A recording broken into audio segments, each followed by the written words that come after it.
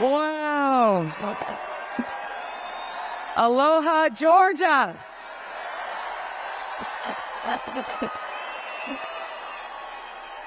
Amazing. It is so inspiring and electrifying to be here with all of you here tonight. How many veterans or members of the military we got in the crowd? So we got 12 days and a wake up till Election Day. The heat is on. It's funny how crazy things have been and how much has changed. You know, I was a Democrat for over 20 years.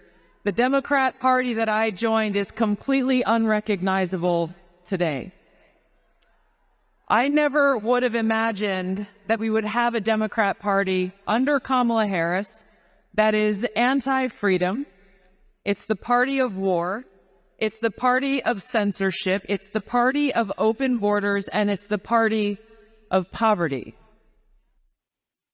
Who would have thought that Kamala Harris and Dick Cheney would define today's Democrat Party? What's crazy to me is when Dick Cheney and Liz Cheney announced their endorsement of Kamala Harris, I thought, gosh, you know, the old Democrat Party would have said thanks, but no thanks. Because we're a party of peace, not anymore. Kamala Harris, without even pretending to care about peace, shamelessly embrace their endorsements and the endorsements of those who care more about power and feeding the war machine than they do about taking care of our brothers and sisters in Western North Carolina right now.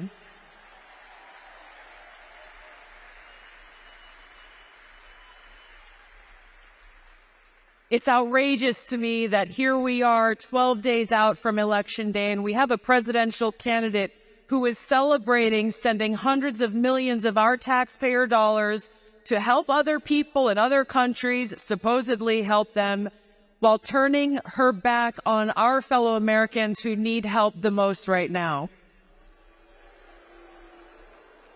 We have friends who are veterans who are still out there in Western North Carolina, who are still getting out there to the small towns, who have not seen anyone from any government agency show up to help them. And their sole message to those who I met when I was out there and those who are coming and delivering whatever we possibly can to help them survive the cold at night, saying, please don't forget us. But that's what we have in the Kamala Harris presidency. If she were to be allowed to serve there as a person who doesn't care about us and who has forgotten the American people. Nothing short of freedom and our ability to live in a truly free and peaceful and prosperous country is on the line in this election. Never before have we seen a Republican pose a greater threat to the uniparty war machine in Washington than Donald J. Trump.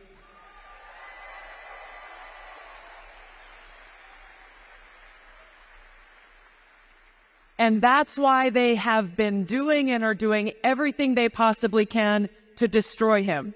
First, to try to remove him from the ballot, then waging lawfare and weaponizing the Department of Justice and law enforcement at every level in a way that has never happened before in this country.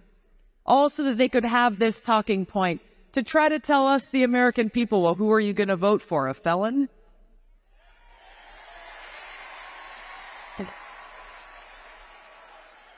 Why are they doing this? They are doing this because he has the courage to take on and root out the deep corruption and rot that exists in the entrenched Washington establishment.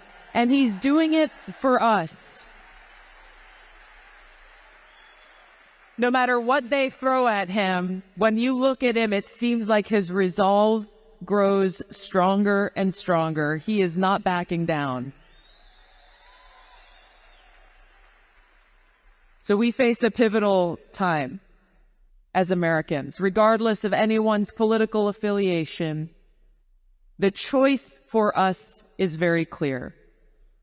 We have a choice between a presidential candidate who has shown through her record that she would have a presidency of more war, and more war, and pushing us to the brink of nuclear war.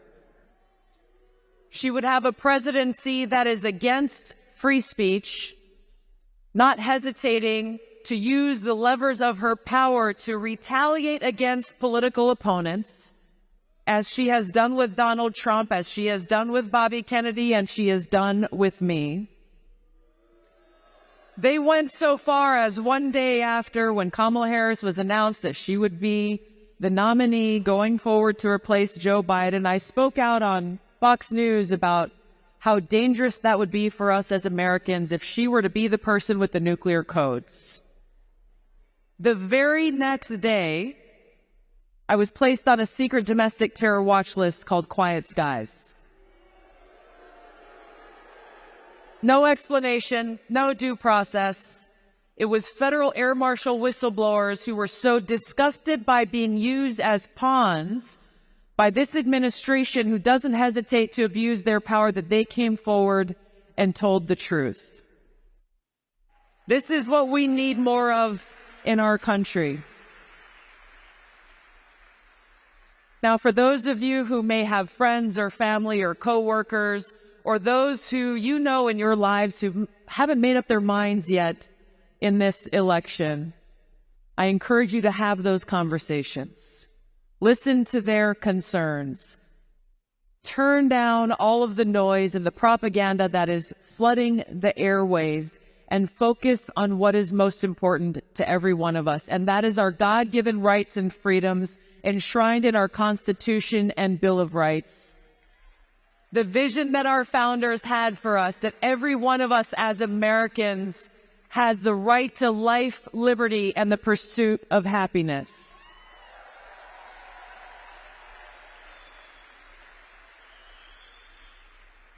It is up to us to save our country.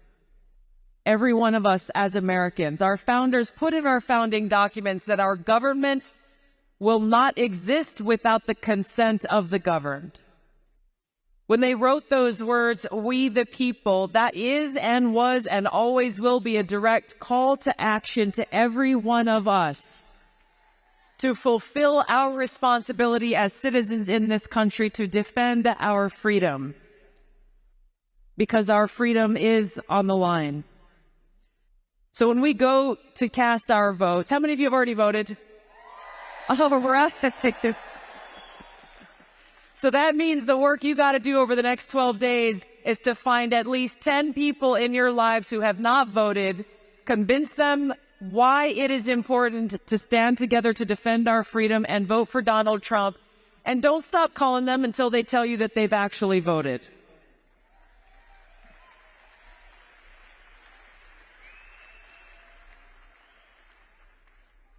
Our ability to live in a truly free and peaceful and prosperous society is what is at stake in this election, and that affects all of us, no matter who we are or where we come from. There's no doubt in my mind that President Trump is our best and only hope in this election to lead our country, to save our country, and to save the world, bringing peace not only here at home, but abroad.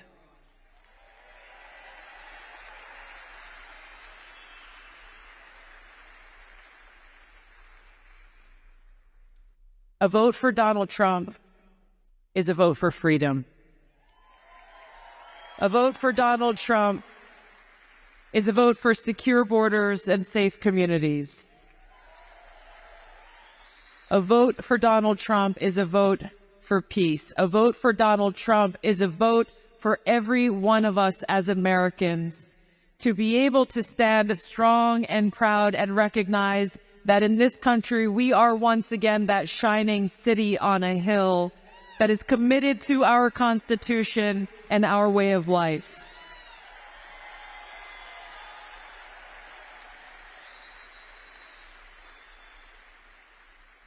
We've got 12 days and a wake-up.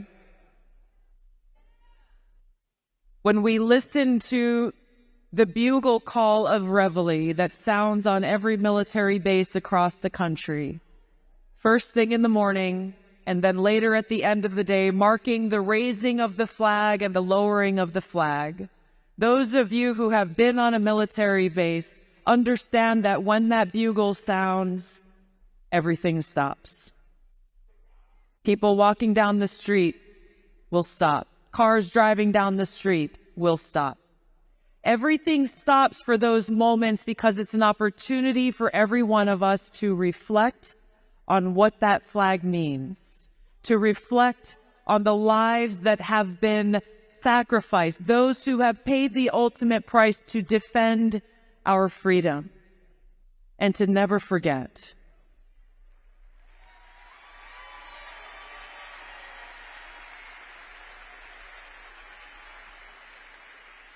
So I encourage you, because it's easy to get caught up in the busyness of everyday life. It's easy to get caught up in the back and forth sniping that happens in our politics too much. It's easy to get caught up in the noise. It is critical for us to remain firmly rooted and grounded in our purpose and this no-fail mission that every one of us faces in this election, the most important election of our lives. That on those days when we may feel weary, on those days when your friends or your family may be spewing hate and criticism at you because of the position you have taken in supporting President Trump and defending our freedom, in those days when it feels like it's just too hard, think back to the sacrifices those before us have made so that we can gather here today in the greatest country in the world and work harder. We cannot rest until we do all we can to bring our country together around our shared ideals and principles. Vote for President Trump to send him back to the White House so that he can make America great again, and so that we can get to do the real work of making sure our government is once again of the people, by the people, and for the people. Thank you all so much for taking a stand for our country and for your support for President Donald J. Trump. I am proud to be with all of you. Thank you so much. Thank you. Thank you. Thank you. We will not fall. Thank you.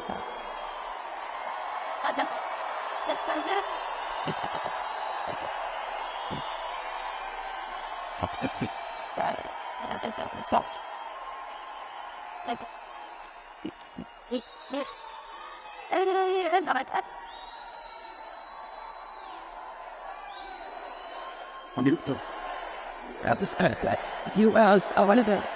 By 7 people, I just and standing.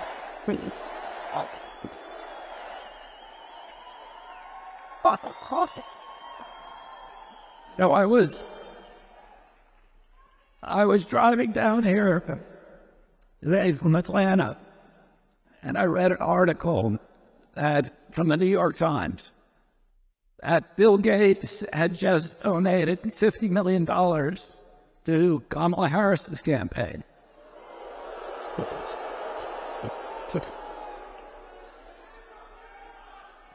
And the article said that it was the first donation that he's made in 20 years, that he stayed out of politics, that he's been bipartisan.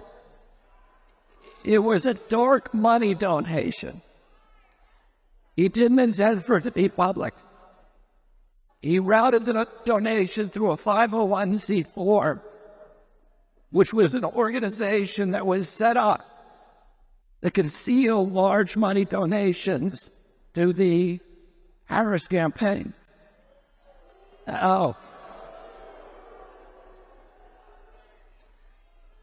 he said, when the Times asked him, he said he had donated zero in the 2020 campaign when President Biden was running against President Trump. And he said this campaign is different than any other. And so he felt the need to do this. Now, do you think Bill Gates made that donation out of a patriotic impulse? Do you think he made it out of a humanitarian impulse? Do you think he made it because he wants global health? Or because he wants to make America healthy again? Well, there was something else, another article about Bill Gates that came out today that said he had just been indicted.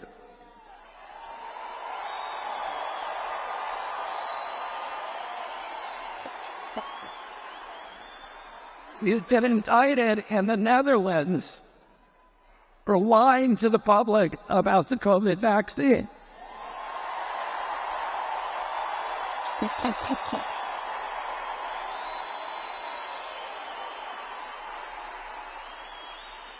And he's going to have to go to trial. You think that he wants to go to trial here in the United States of America? You think maybe that's one of the reasons he chose to give $50 million to Kamala Harris? Oh, I want to point out somebody who's in the audience tonight. She's a woman named Sherry Peebles. And Sherry, are you here? Will you stand up if I can point you out? Okay, so Sherry Peebles is an African-American woman who has a daughter, Shayna, a straight-A student. She missed 60 days of school because she was in a hospital because she had sickle cell anemia. And her mom, Sherry, filled out all the forms, the federal and the state forms, explaining why she was missing her school. She did her schoolwork every day. She got straight A's, as I said. But Kamala Harris was the Attorney General of California. And Kamala Harris learned that the state was losing $1.3 billion a year because of truancy. And she said, I want that money. So I'm going to start putting parents in jail whose children skipped too much school. Oh, she arrested Sherry Peebles in her home.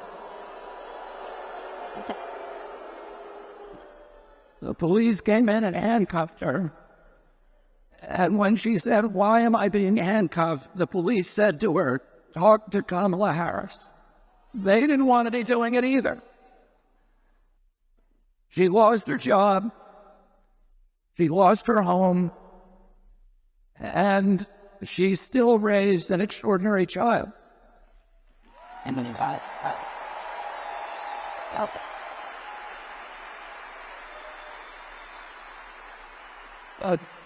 Don't you want a president of the United States who's going to end chronic disease rather than putting parents in jail?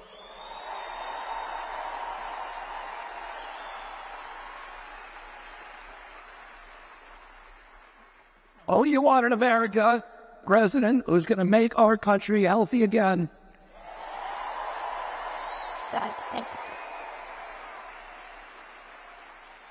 I saw another posting while I was driving down here today that shocked me too, actually. One was of President Obama saying that he didn't understand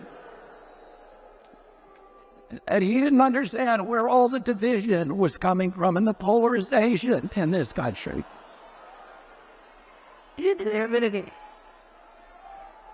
And then there was another posting by Kamala Harris standing outside a naval observatory, which is the official residence of the Vice President of the United States, standing behind the presidential seal for our country, and comparing Donald Trump to Hitler.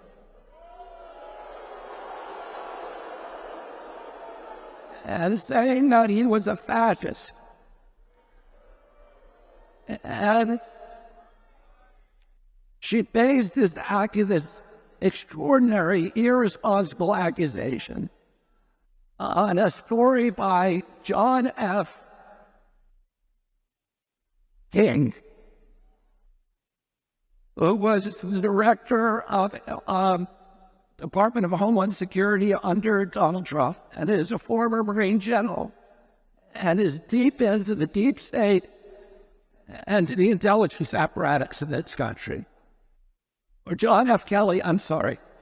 And Kelly told another story that Donald Trump had, during his presidency, Donald Trump learned that there was a Mexican-American soldier who had been murdered at Fort Hood, and that the Pentagon was refusing to pay her medical expenses, her funeral expenses. And Donald Trump said, if they won't do it, then I'm going to do it myself. And he paid her expenses out of his own pockets.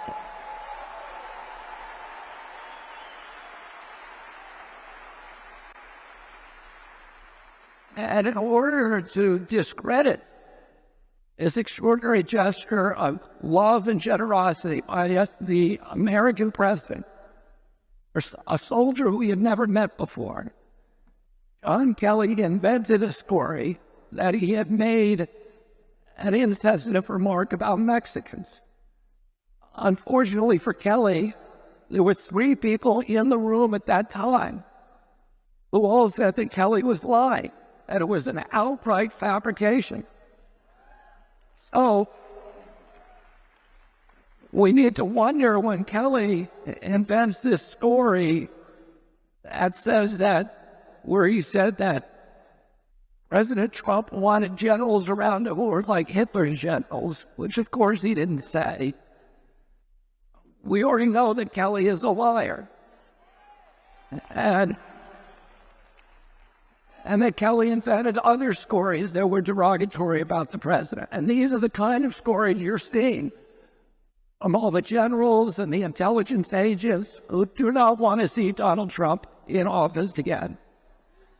And we have now somebody who's running for the presidency of the United States, a vice president, who is repeating these irresponsible stories.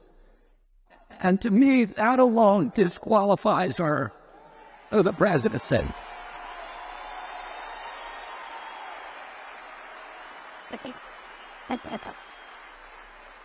You all know that when we were all, most Americans, when we're growing up, of my age at least, we were asked about this moral quandary about whether we would, if we could go back in time and kill a young Hitler, should we do that? Half the people say yeah, half maybe say no. But it's something that we all think about. And you think about how many unstable people there are in this country. And when you compare an American president to Hitler, you're pressing a button in those people and make them act on those violent aspirations and impulses. And it's at worst, oh, don't you want a president who's going to bring America together again?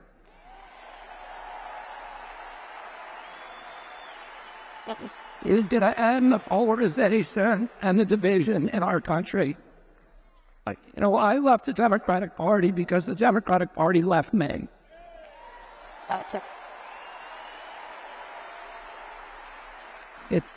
The Democratic Party that I grew up with was the party of peace. It was the party of constitutional rights, including free speech. It was the party of women's rights and women's sports. My uncle, Ted Kennedy, wrote Title IX to make sure that women could play sports with other women.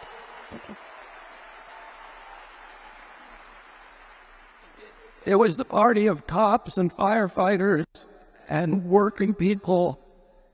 And it was the party that stood up to Wall Street, the big banks, big ag, big pharma, big food, and all of the other vested interests that have gained ownership of our government and have captured our agencies and made them predatory against the American public.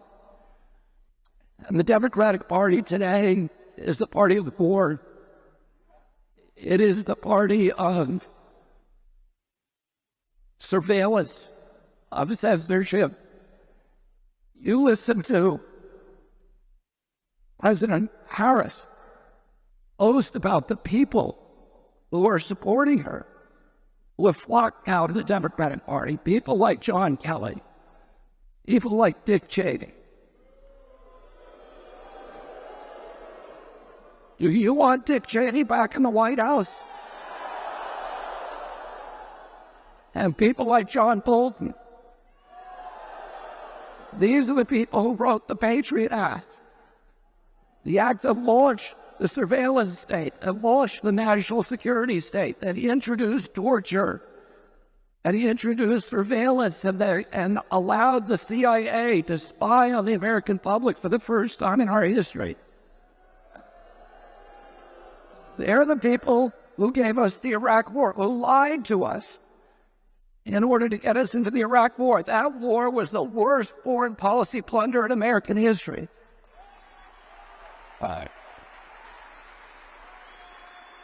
That war cost $4.3 trillion. And we killed more Iraqis than Saddam Hussein. We created ISIS. We drove 4 million refugees into Europe and destabilized every democracy in Europe for generations. Brexit is a direct result of that war. All the riots we're seeing now in European cities are a result of that war. The rise of totalitarianism across Europe, the end of free speech across Europe, is a result of that war. And don't you think we should have learned a lesson from that war? You think the Democratic Party learned that lesson? You think Dick Cheney has changed his opinion about the Patriot Act? No. He's changed parties because he thinks the Democratic Party is now the party of the neocons. It's the party of surveillance, of censorship, of war. And it's the party that is a cheerleader for big ag, or big pharma, or the people who are poisoning our children. The most existential threat that our country faces today is this chronic disease epidemic. When my uncle was president, I was a 10-year-old boy.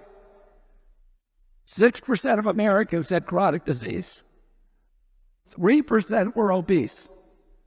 We spent $0 every year treating chronic disease. Zero. Today, 60% of Americans have chronic disease. About 70% are obese or overweight. Do you know how many people are obese and overweight in Japan? 3%. Same as here in 1963. We have 70%. 77% of American kids cannot qualify for military service. The diabetes rates in our country have gone from virtually zero. When I was a kid, the average pediatrician saw 1 case of diabetes in his entire 50-year career. Today, 1 out of every 3 children who walk through his office door is diabetic or pre-diabetic. When I was a kid, and today, and 70-year-old men, 1 in 10,000 people had autism. Today, 1 in every 34 of our children have autism. 1 in every 22 boys. This is existential for our country. We're spending $4.3 trillion on chronic disease. That's 5 times our military budget. This is going to destroy our country unless we have a president who's going to end it forever.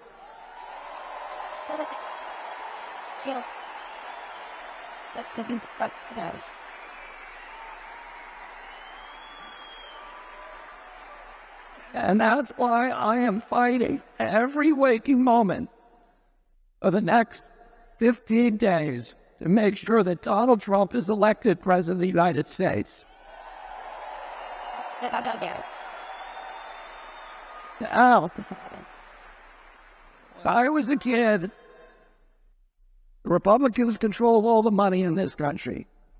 70% of the wealth in our country was owned by Republicans, about 30% by Democrats. Today, 70% of the wealth is owned by Democrats and 30% by Republicans. There's been a total inversion of policy and of the constituencies of both these parties. The Republican Party has been become the party of working people in this country.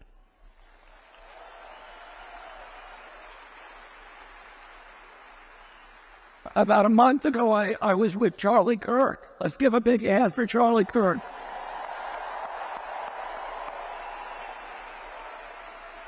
And he said to me, he said, Donald Trump ran all the billionaires out of the Republican Party, like Bill Gates.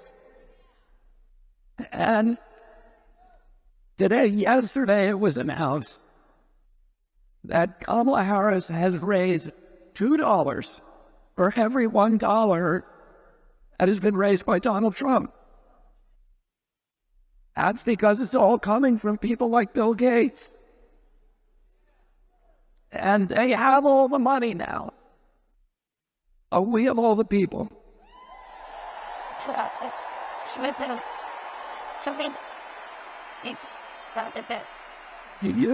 Do you think that Kamala Harris would put together a crowd like this? No. No way. We are going to win this by a landslide. What's happening? You have to happen. You have to happen. You have to happen.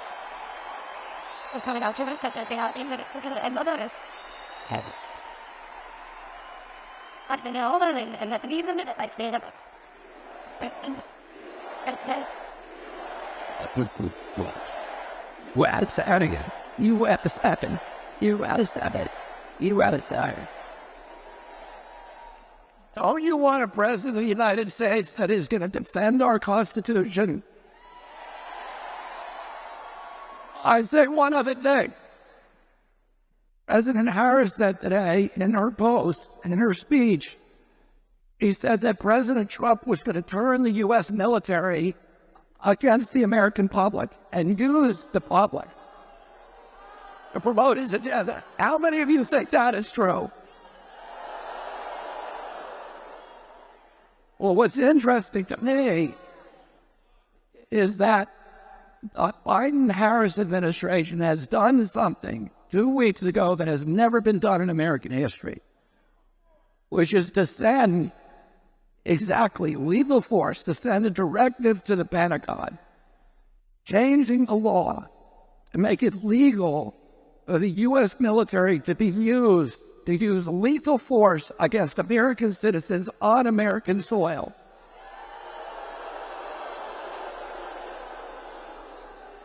And technically now it's legal for the U.S. military under this directive. It will become legal for the U.S. military to shoot and kill Americans who engage in political protest because they disagree with policies in the White House. I'm not making this up. Any of you can look it up. This is a Democratic initiative. This did not come during the Trump administration. This did not come from Donald Trump. It came from the Democratic Party. And that's why I left the Democratic Party.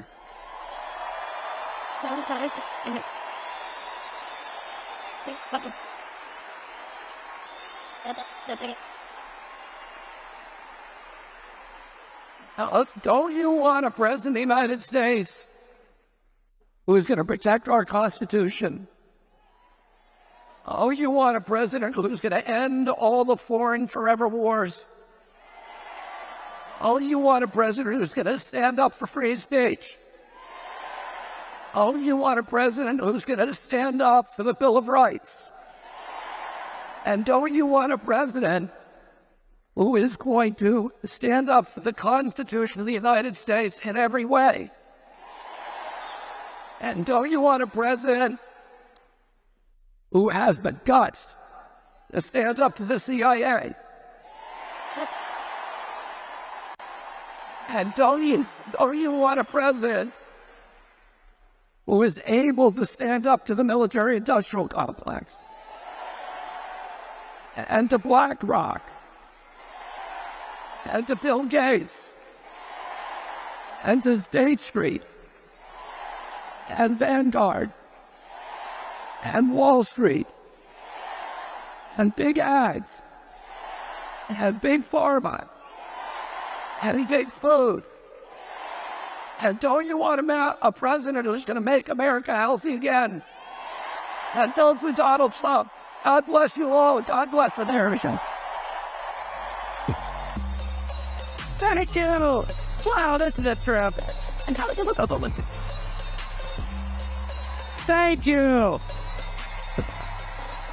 I can't believe I'm here. Oh, yeah. I have never in my life spoken at a political rally. I've covered a million of them for over 30 years, and I've never spoken at one, never thought I would. And I'm so thrilled. I'm honored to be here. I really am. And I am. It's totally without shame and entirely with gratitude I'm standing here. And I can't believe I just spoke after Bobby Kennedy. What's up, y'all? So here we are at an enormous Donald Trump rally less than 2 weeks before the presidential election. I'm following Bobby Kennedy Jr., and somewhere in a half-empty Union Hall in a cold state is Dick Cheney's creepy little daughter campaigning with Kamala Harris. And I have to say, that is a thrilling trade as far as I'm concerned. I never thought I would live to see the day when Bobby Kennedy would be one of the most beloved figures in a room full of Republicans, and Mr. Burns from The Simpsons and his criminal daughter would be Democrats. It's just absolutely wonderful. So here's my perspective. I think Donald Trump's going to win. Which is some way to say. And that's why I'm here. I'm not here because he's going to win. I'm here because I'm so thrilled by what I've watched over the past 9 years. This is the end of a redemption arc. I've really never seen anybody treated like Donald Trump was treated, ever. Anybody, ever. Attack him. I watched this all up close. Defame him. Indict him. Arrest him. Let him get shot in the face. And he's going to win anyway. How?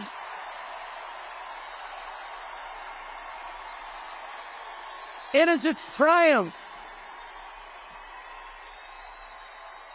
It's a triumph. The phrase triumph of the human spirit has been turned into a cliche by the people who write movie posters, but it doesn't make it any less real. Donald Trump's victory will be a triumph of the human spirit. It will be a triumph of Americans over the machine that seeks to oppress them. It'll be a middle finger wagging in the face of the worst people in the English-speaking world who are leaders. It will be a moral victory the size of which I never thought I would live to see. And it's essential. It is so important that that happens for a couple of reasons, and here's what they are. The first is to dissolve for all time, for the world to see, the primary lie about Donald Trump, which is that only freaks and misfits like him. That's a lie. And they've been telling that lie since the second he came down that escalator 9 years ago. If you like that, there's something wrong with you. You're the only person you know who likes that. You're a freak. Be ashamed. Do not talk about Donald Trump in public. Don't wear his dangerous little red hat. And if you're in the media, how dare you speak to him? And that was a lie from day one. It was a big lie. It was January 6th is an insurrection. What? It's the kind of lie that they tell relentlessly. They punish anyone who contradicts the lie because it is so preposterous it can only be upheld through force. And in the last 3 months, we have seen that lie dissolve like the Wicked Witch of the West under a bucket of water. Look around. Is this a room full of freaks and misfits? No, it's not. This is a room full of people who love their country enough to obey its laws, who sincerely believe in its founding precepts, who pay their taxes, who go to work. The ever-shrinking percentage of Americans who work a 40-hour week, who expect nothing from the system, and who have given their lives for the system, who were born in this country and plan to die here. And they're the most mistreated group in this nation, and they're also the biggest group in this nation. They're not some weird subculture of MAGA. They're America itself. And the only people who are denying that are the freaks and the misfits, who it turns out are themselves a tiny, bizarre minority, a cult, who have controlled the rest of us through fear and aggression. And that has ended. And it has ended thanks to the heroic stand that a couple of individuals have taken, first among them Elon Musk.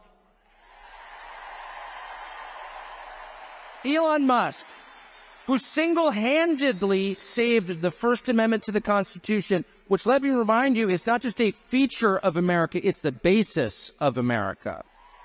It's the First Amendment for a reason. It's what separates the free from the enslaved. Slaves are not allowed to say what they think. Free men have God-given right to do so and will. And this is the only country on earth in which that is guaranteed.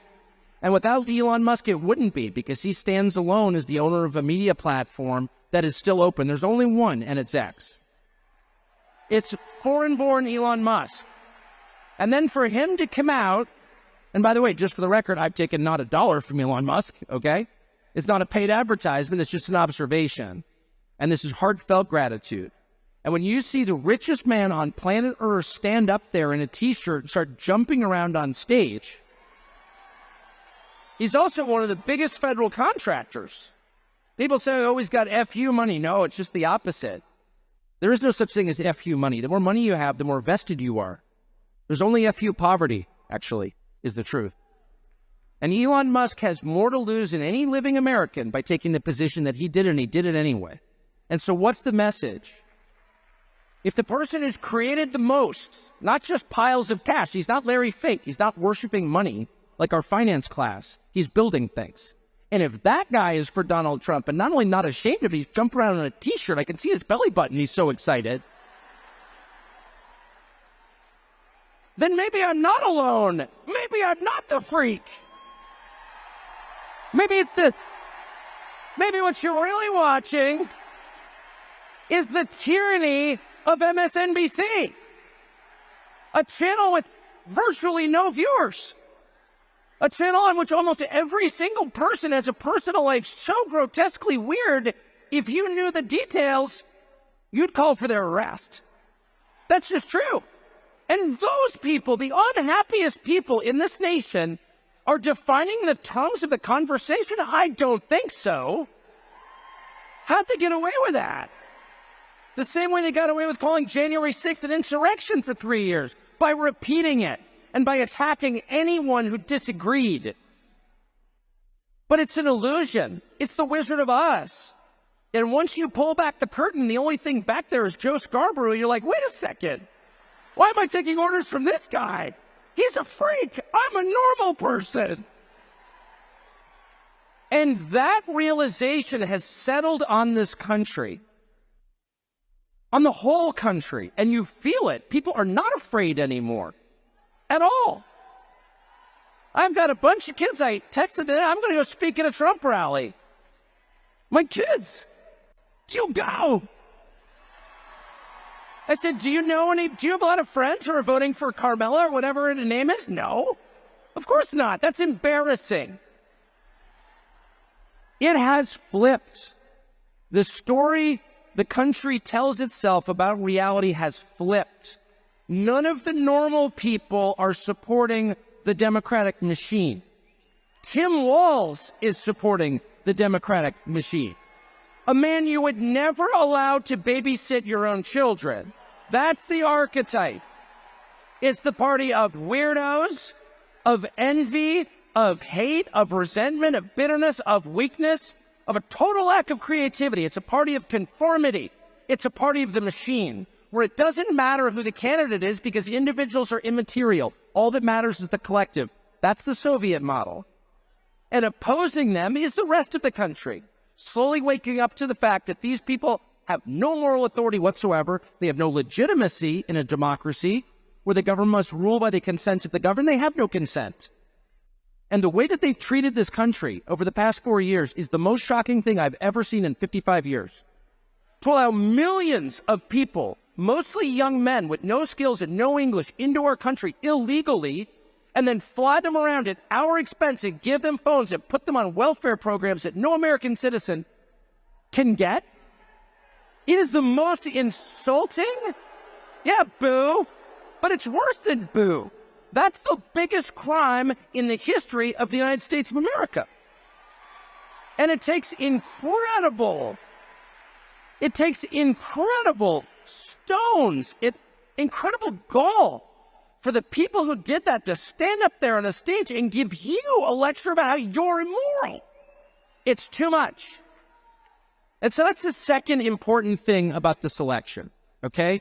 The first is every person in this room needs to understand you are not in a despised minority.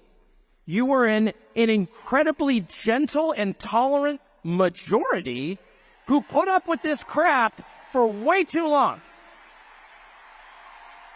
As they insulted not only you, but the memory of your ancestors who died for this country.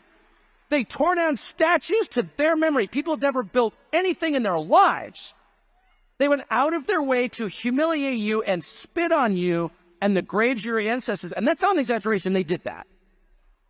And this country is so nice. It's so polite. It's so thoughtful and empathetic and sweet. It's the kind of country that loves dogs and gives directions to strangers that we put up with it for 4 years. But we can't anymore. We just can't. And we can't for two reasons. The first reason that we can't put up with it for one more minute is because it's just not justice. It's not. It's not justice. It's unfair. You cannot reward the most parasitic, useless, violent, nasty, aggressive people in your country. You can't make them the richest. You just can't. It's just wrong. In a fair, decent country, the people who work the hardest, who have the highest level of talent, who are the most creative, who are the most decent to their neighbors, who give the biggest tips to waitresses, those people should be successful. Those people should be revered. It shouldn't be Larry Fink. Are you joking? Kamala Harris shouldn't have a job. She has no skills. How did we wind up with a system where Kamala Harris, you couldn't change the tire on your truck, much less drive it? How did she wind up at the top of the pyramid? And then once she's there, she lectures you like you did something. It's too much. You can't allow that. It's an offense against the truth, against reality, and against justice itself. And the second reason you can't allow it is very familiar to anyone who has children. which is if you allow it, you will encourage more of it.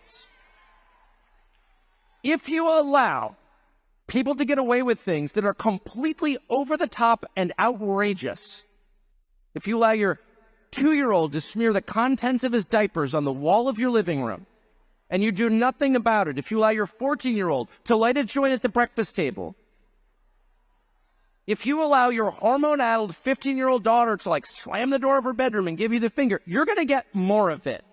And those kids are going to wind up in rehab. It's not good for you, and it's not good for them. No. There has to be a point at which dad comes home.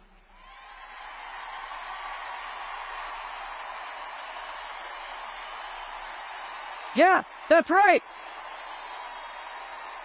Dad comes home. And he's pissed. Dad is pissed. He's not vengeful. He loves his children. Disobedient as they may be, he loves them. Because they're his children, they live in his house. But he's very disappointed in their behavior. And he's going to have to let them know.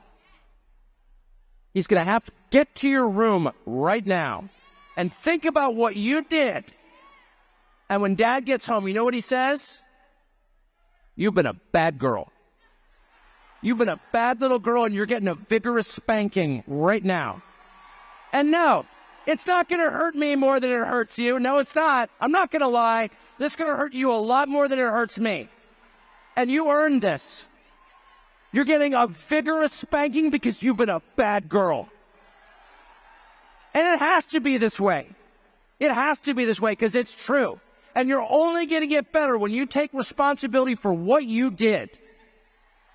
That's not said in the spirit of hate. It's not said in the spirit of vengeance or bigotry. Far from it. It's said in the spirit of justice, which is the purest and best thing there is.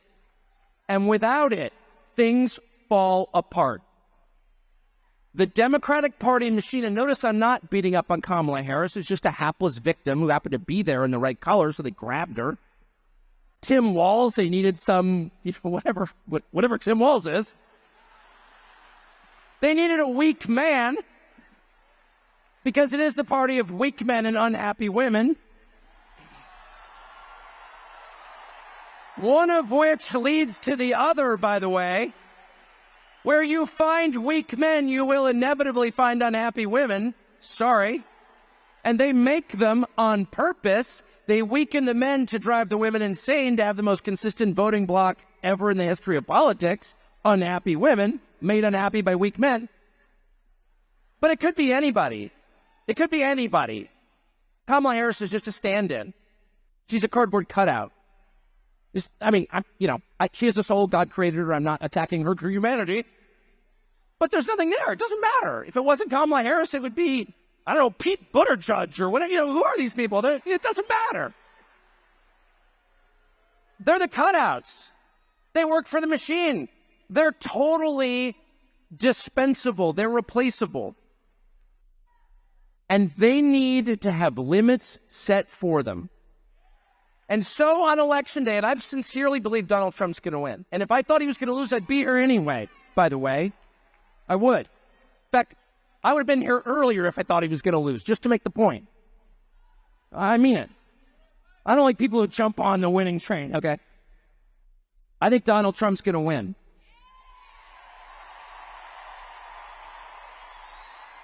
And not only do I think Donald Trump's going to win, I think that the vibe shift has been so profound. I mean, the numbers suggest he's going to win. He's ahead in all 7 battleground states. But much more important, and the early voting seems to be favoring him. But more important even than the conventional political markers is what you smell around you. And it's the return of freedom. It's the return of the country you grew up in, where you can say things like, I like that guy, and maybe you like the other person. That's fine. That was not allowed for 9 years. And it's allowed now. And I think, and it's because of what they did, by the way, they deserve this. But I think the vibe is so strong right now, I don't think we can get away with pretending something else happened. I don't think we can have another 2020 at this point. I just don't. I don't. Where they hid relevant facts from you, they prevented you from knowing about their candidate, and then claimed victory. Or 37 billion votes or whatever they claim he got. That's rigging the election. Period. If the government prevents people from knowing critical information about a candidate, they have rigged the election. And they did that. Period. Oh, you're not allowed to say that. I'm not allowed to say it because it's 100% true. And every person who hears it knows it's true, including the people who did it. I don't think they can do that again. I don't. And I don't think, no matter what they pull, 2 weeks from now, 13 days from now, I don't think they can get away with standing up and being like on MSNBC, no, actually, Kamala Harris is historically popular, it turns out. Woman who's never had a job who can't even pronounce her own first name consistently. That's how false she is. Some woman who grew up in Montreal, Canada is lecturing me about America. Okay. I don't think they can do that because I don't think people are going to sit back and take it. I don't. It's enough. It's enough. That's the point at which you say, no, I'm sorry. I put up with this crap for a long time. I indulge your little fantasy. It's like when your teenage girl becomes a bit staring, you're like, okay, that's, okay, it's fine. No, I totally understand. You're like, it's a phase. But if that phase goes on for 9 years and includes destroying your major cities and allowing your country to be invaded by millions of foreigners whose identities you don't know, and whose purpose in this country is unclear, by the way, why shouldn't we feel threatened by that? If they go out of their way to crush families, to make it impossible for your kids to buy a house, and getting involved in the sex lives of your children, which they are, if they do all of that, they need to lose. And at the end of all of it, when they tell you they've won, no. You can look them straight in the face and say, I'm sorry, Dad's home, and he's pissed. Thank you.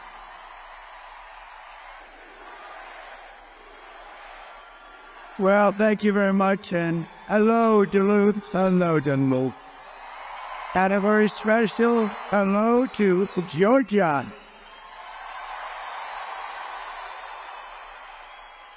And I'm hearing our numbers are very, very good. There's a rumor. Or a rumor out there. We're doing well. Thank you very much. And I'm thrilled to be back in this incredible state with thousands of proud, hardworking American patriots, which is what you are. And I'd like to begin by asking a very simple question. Are you better off now than you were 4 years ago? And then I was very unanimous, wasn't it? The answer is no. By any standard, the answer is no. And I'm here today with a message of hope for all Americans. With your vote in this election, I will end inflation. I will stop the invasion of criminals into our country. And I will bring back the American dream. Going to bring it back very quickly. Our country is being destroyed and crippled by Kamala Harris. A person that got no votes. Therefore, she's a threat to democracy. But together we're going to fix our nation, and we're going to fix our nation fast. With your support on November 5th, America will be bigger, better, bolder, richer, safer, and stronger than ever before. This election is a choice between whether we will have 4 more years of incompetence, failure, and disaster, or whether we will begin the 4 greatest years in the history of our country. After all the catastrophes she has caused, Kamala Harris can't say one thing that you'd do differently. You saw that? What would you do differently? I can't think of anything. This is the worst president in the history of our country and the worst vice president in the history of our country.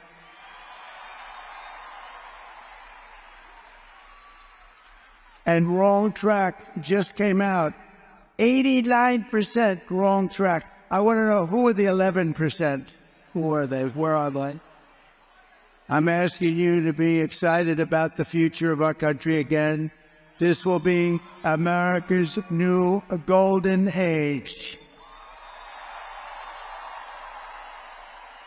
And remember, every problem facing us can be solved, but now the fate of our nation is in your hands. In Georgia, you have to stand up and you have to tell Kamala Harris that, Kamala, you've done a horrible job. You're the worst ever. There's never been anybody like you. You can't put two sentences together. The world is laughing at us because of you and Crooked Joe. Kamala, you're fired. Get out. Get out. Get out. You're fired.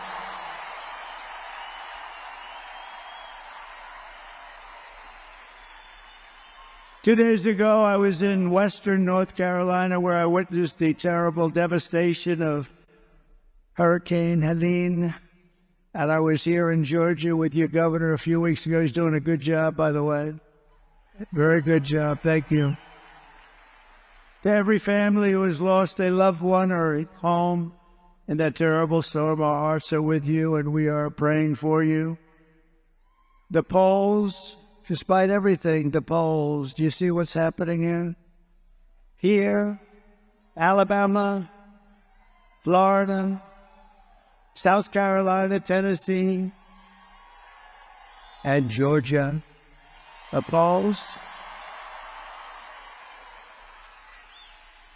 polls are through the roof, but what's better than that, the early voting is, people have never seen anything like it. They've never seen anything like it because the American people are fed up with the people that are leading us down a road to disaster. So the polls are open for early voting in Georgia every day from now till November 1st. You got to get out there and vote, but most importantly, just vote. Whichever way you want to do it. I've been one that says, whichever way, just get out and vote. Be a little careful. Make sure your vote gets counted. There are ways of doing that too. With your help, 13 days from now, we're going to win Georgia. We're going to defeat Kamala Harris, and we are going to make America great again.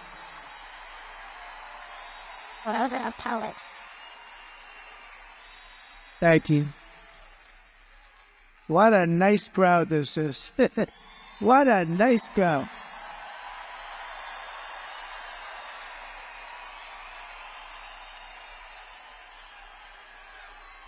If Kamala gets 4 more years, she will obliterate our economy, kill millions of jobs, and destroy your family finances forever. They're destroying our country. They're destroying our country. It's not even possible that they can be doing what they're doing to our country. They're either really bad people, they don't have a clue, maybe they're stupid people. But you know what? I'll tell you, or maybe they just want to get extra voters. Nobody really knows the answer, but just from a common sense, we are the party of common sense, and from a common sense standpoint, how can they be doing what they're doing? Kamala's inflation nightmare has already cost the typical family over $30,000 in higher prices, and now she wants to raise typical family taxes by nearly $3,000 a year. She has no idea. Did you see her today? She was asked kindergarten-type questions by MSDNC. She was unable to answer them. But the best is 60 Minutes. They changed her answer. Should I sue them? Should I sue? Should we sue 60 Minutes and CBS? No, think of it. They asked her a question on 60 Minutes, which is news. These companies have to get licensed. And in the licensing, it says they have to be honest. They gave her a question. She gave an answer that was from a lily bin. They said, we can't have that. They took the answer out in its entirety, threw it away, and they put another answer in. And I think it's the biggest scandal in broadcasting history. That's what I think. It's election interference fraud. The tax queen, because that's what she was called. She loves taxes. This is the only person I've ever seen. She campaigns on we will raise your taxes. All my life I've watched politics and everybody say, we will cut your taxes, cut you. She says she's going to raise your taxes. The tax queen is also demanding a shocking 33% tax hike on all domestic production, along with the largest capital gains tax on unrealized gains. Unrealized. In the history of our country, it's really a confiscation of your property. It will crash the stock market and decimate your 401ks, but we'll have a 1929 type depression. This woman is crazy. Take a look at this. Joe Biden about to get rid of that tax bill, calling for a full repeal of President Trump's tax cuts. If Kamala Harris was elected president, there are many different tax policies which could cripple the economy. But the first thing she wants to do is allow these Trump tax cuts to expire. Even the New York Times admits that 85% of the middle class got a tax cut. Americans will face a hike.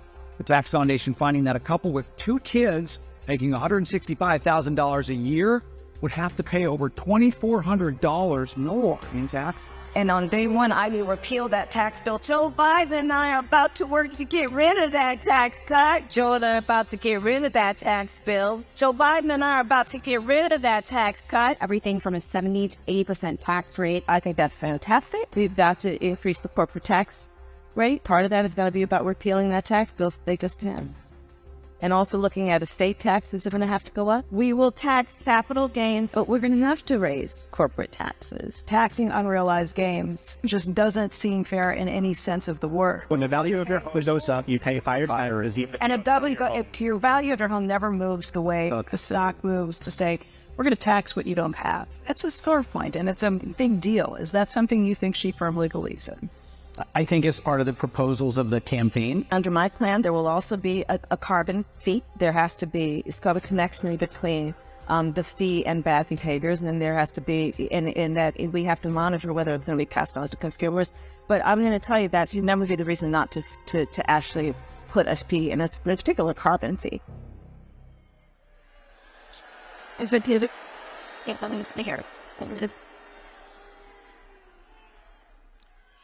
Kamala Harris is also pushing the largest small business tax hike in history. Your businesses are just going to go to other countries. That's all that's going to happen. We brought it down to the lowest level we've ever had, and they're going to just drive everybody out. That means the jobs are going to be included. And she wants to massively increase the death tax, or the inheritance tax, as it's known, some quarters, which we eliminated in the Trump tax cuts. You know, we eliminated the inheritance tax on small businesses and family farms. That's such a big thing. You know, a farmer has a little beautiful farm. The kids grow up in the farm. They're getting a little older. They sign their will. If they love their kids, not everybody does. But if they love their kids, listen to this. But if they don't worry. Just go to sleep for about 30 seconds. So what happens is, they leave it, and what happened before me is they would lose their farms because the tax would be very substantial, like 52%, and they couldn't pay, so they go to the bank, the friendly banker, they'd borrow the money, they'd put it against the farm. Within 2 years, the farm was gone, and everybody was crying, and it was a disaster. I got rid of it. There's no more estate tax.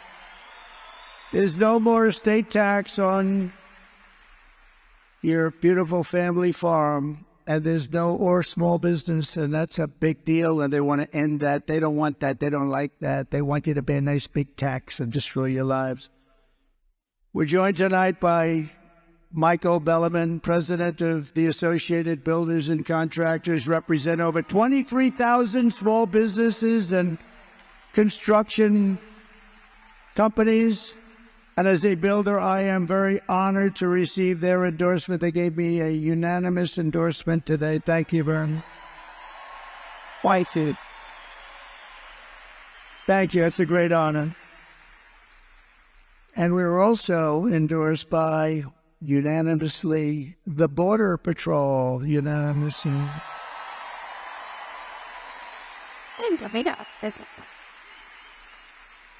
And I say modestly, they said he's the greatest president we've ever had and the strongest on the border. They said it's not possible to be stronger. We had it down to the lowest level in history. Oh, by the way, should we drop my favorite chart in the entire world? I have to.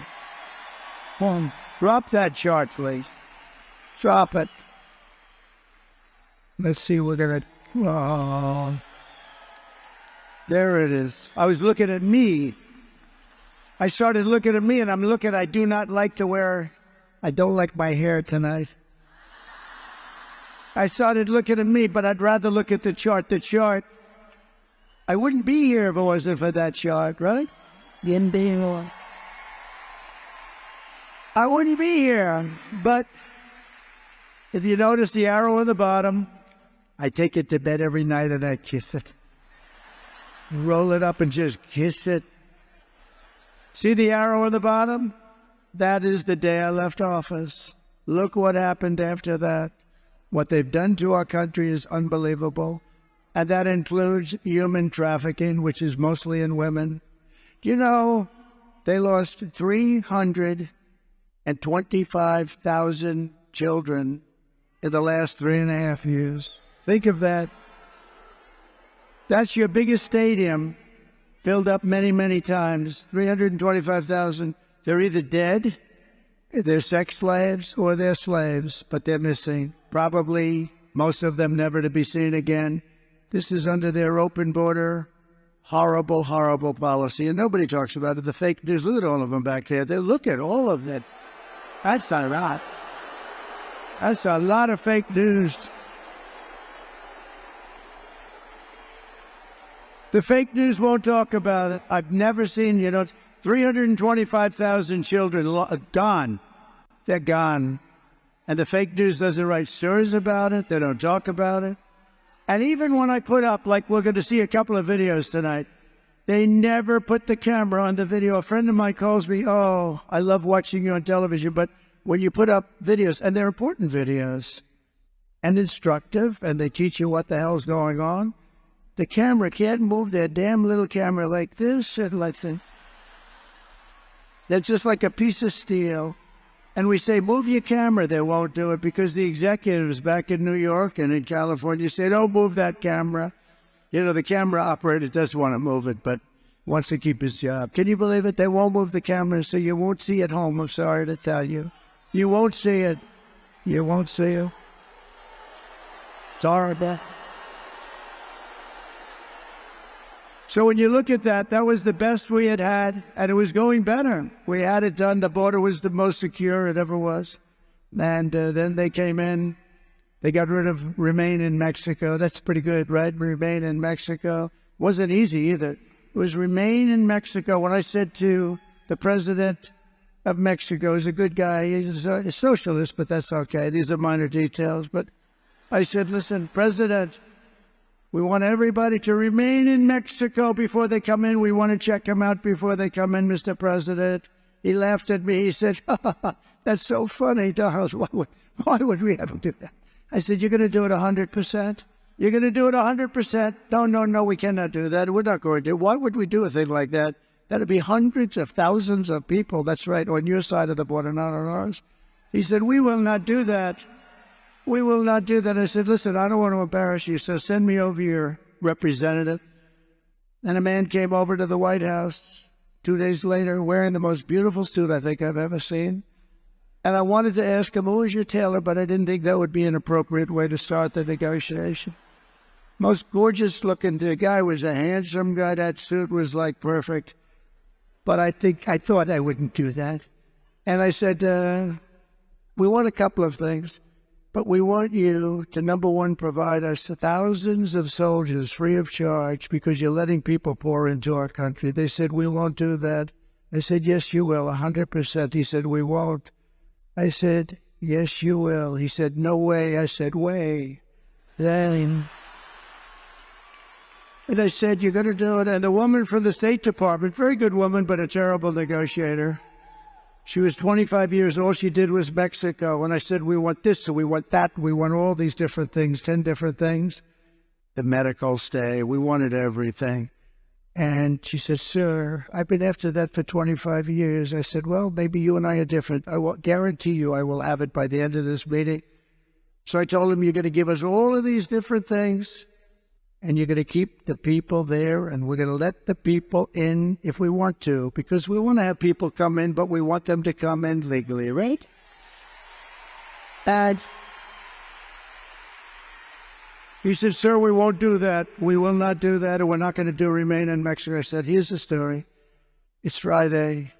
By Monday morning at 7 o'clock, if you don't approve this, and that means over the next 5 minutes, we are going to charge you tariffs of 25%, 50%, 75%. They're never going to stop. He said, sir, you can't do that. That's not fair, sir. I said, no, it's not fair that you're sending people through your country and into our country and destroying our country. It's not fair. That's what's not fair. So this goes into effect at 7 o'clock on Monday morning. Have a nice weekend. He comes back. May I see you in 5 minutes? May I make a call to Mexico? I said, are you going to call the president? Yes, I am. He comes back in 2 minutes. Sir, it would be our honor to supply you with soldiers. It would be our great honor to supply you with as many soldiers, free of charge, of course, sir. As many as you have no idea what I did in the White House. I stopped wars with France. France, you know the France story? They were going to charge us, think of this, 25% to all America. I have to protect American companies, whether we like them or not. Some of them I didn't even like. You know, Google is treating us much better. Do you notice that? What happened to Google? They're treating us much better. Very nice. I appreciate that very much. They say McDonald's was one of the most viewed things that they've ever had. Could you view McDonald's?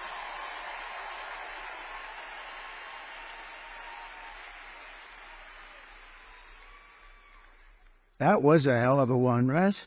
But France, Emmanuel Macron, good man, nice guy, but he's a wise guy, though. And he likes France, and I like the USA.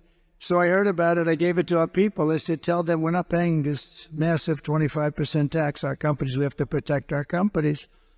And I gave it to Mnuchin. I gave it to everybody. So you call them and tell them.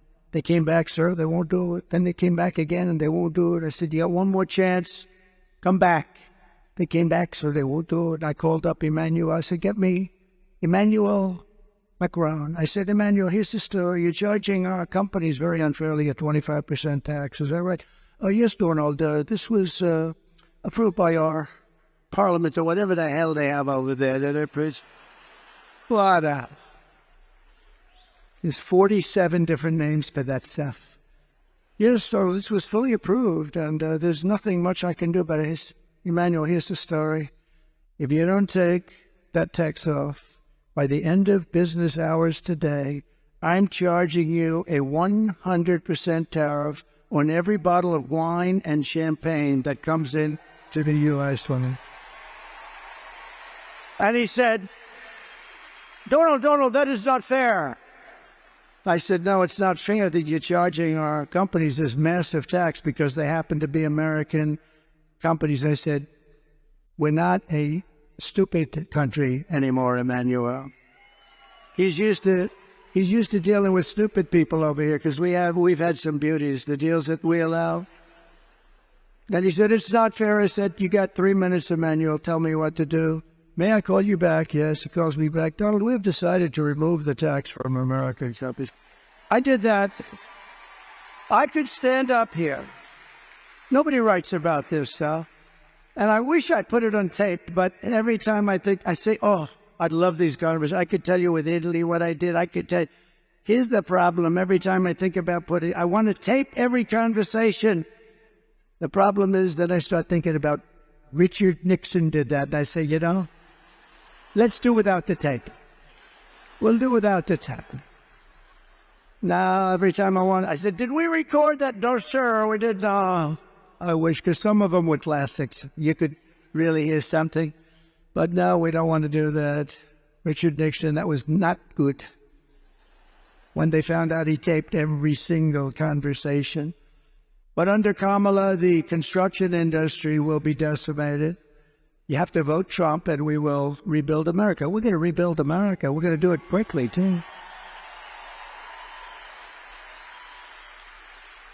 And we already gave you the biggest tax cut in history. We gave you the biggest regulation cuts by far, by 5 times in the history of our country. And, you know, I went to the big business guys that come in and they kissed my ass. It's unbelievable, these guys.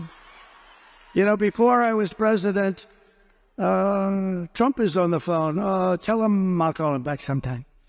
Once I became president, oh, sir, it's such a pleasure to speak to you, sir. It's such a great honor. Oh, I see him. It's unbelievable. It's unbelievable. But we got you the biggest tax cuts in history, biggest regulation. And I said to some of the biggest guys running the big companies, good guys, some good guys, some bad guys, some are really stupid as hell, some are good. But I said, let me ask you, I gave you the biggest tax cut in history, along with everybody, and it created jobs, all that. And I gave you the biggest regulation cuts in history. Which is better? Every single one of them said the regulation cuts were more important. People couldn't do anything. They couldn't build anything. They couldn't build plants. They couldn't build. I approved one in Louisiana.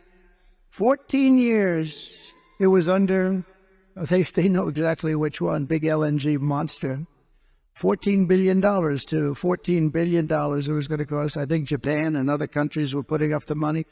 After 14 years, they gave up. And I called my people together. And I said, we can't lose that. It's so good, number one. Number two, the jobs. Number three, I mean, it's just important that it's vital that we have it.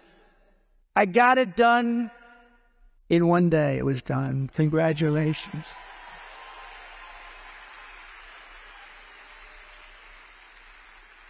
They use a lot of times the environment to try and stop projects. Not a lot of times, let's say every time, but we have to be very careful with that because we're all environmentalists, but we have to be very careful you destroy our country. I will pass historic tax cuts for our workers and small businesses, and we will have, very important, no tax on tips, no tax on overtime, and no tax on Social Security benefits for our seniors.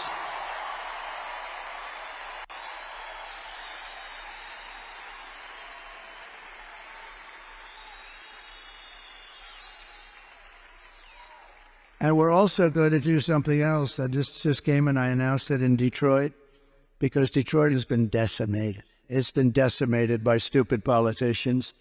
And it just came to me. I was called by some of the smartest guys on Wall Street. They said, how did you ever think of it? I use the paper clip. You know, the paper clip, very simple. They take a little piece of wire, they go like this. The guy became rich. And once everybody saw it, comes in a little box. 129 years ago, probably the same little box. And everybody said, why the hell didn't I think of that? Well, this is the same thing. Tax deduction on interest payments on a car. How would that sound? Nobody ever thought of it. And then they came up with a little wrinkle. But only if the car is built in the USA. Is that a good idea?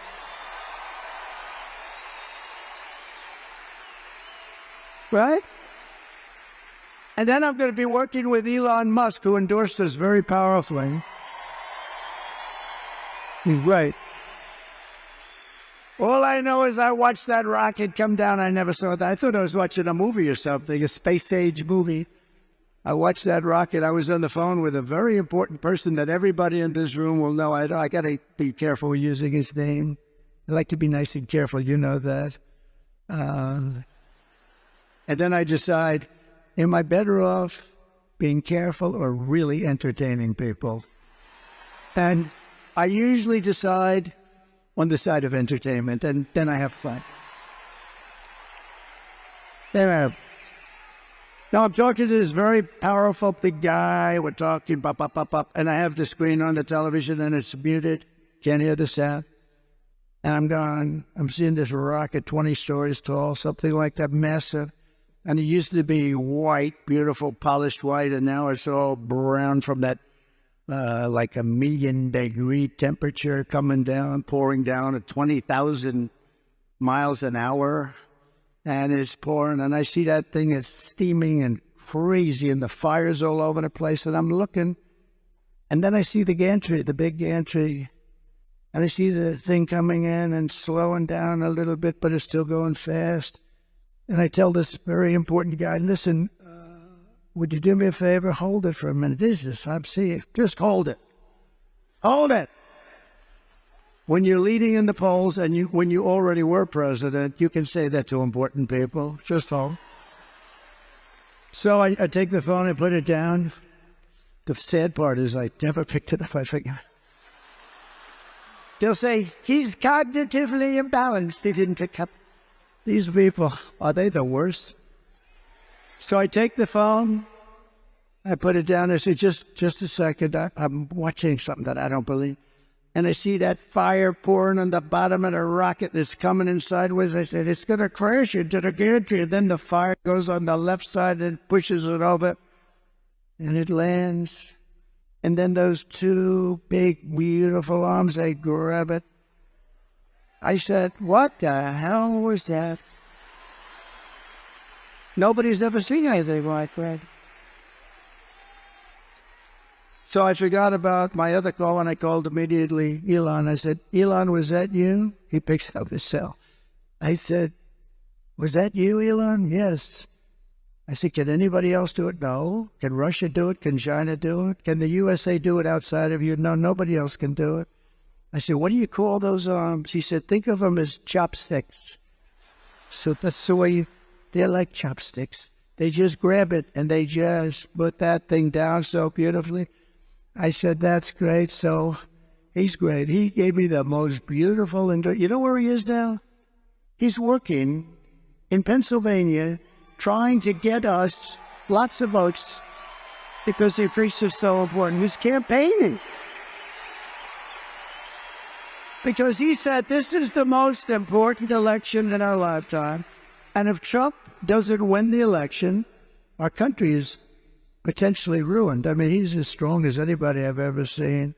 And we have to say, this is a seriously smart guy, right? You know, he helped us so much with the hurricanes because North Carolina had no communication whatsoever. And I was there early, and I met one of the people that are in charge. And they said, all our wires are down and people are dying. Tremendous amount of people missing and dying, and the horrible thing. What a horrible hurricane that was. It was a water hurricane, more water than we've ever experienced from one storm. And it created rivers out of valleys. I mean, rivers that were 25 feet high and running down like rapids. It destroyed just about everything. And they had no communication. And the gentleman said to me, is there anything you can do? Do you know a man named Elon Musk? I said, I happen to know him. What's the problem? Could he get us Starlink? We're trying to get it. Nobody can get through. Starlink, you couldn't get it because it's very successful. So I called Elon. I said, Elon, whatever the hell Starlink is, can you do me a favor? Can you get it to North Carolina? They need it so badly.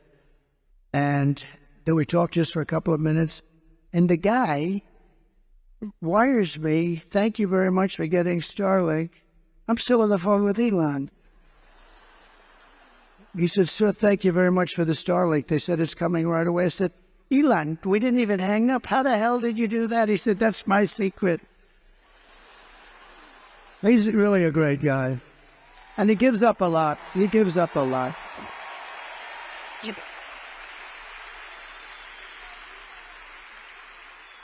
No, he's given up. I mean, it's amazing that he does it. You know, people don't have to. He just feels so strongly that we're not going to have a country left with these people. Because she's really seriously, this is not a smart person. And it's not a person that understands. And you can't even say, well, let's go to the vice president because he is really a sicko, right? Remember he called J.D. Vance and I weird? We're very solid people. He's a weird dude, that guy. He's pumping his heart, you know, like he's got great heart. He's a sick guy. You got both of them. I don't know who the hell is worse. Well, she did one thing that's very smart in the world of politics. She got herself the worst person possible to be vice president. You understand that? Worst. So bad that they'd probably leave her. I don't know. And by the way, how good is J.D. Vance? How good is she? Sorry?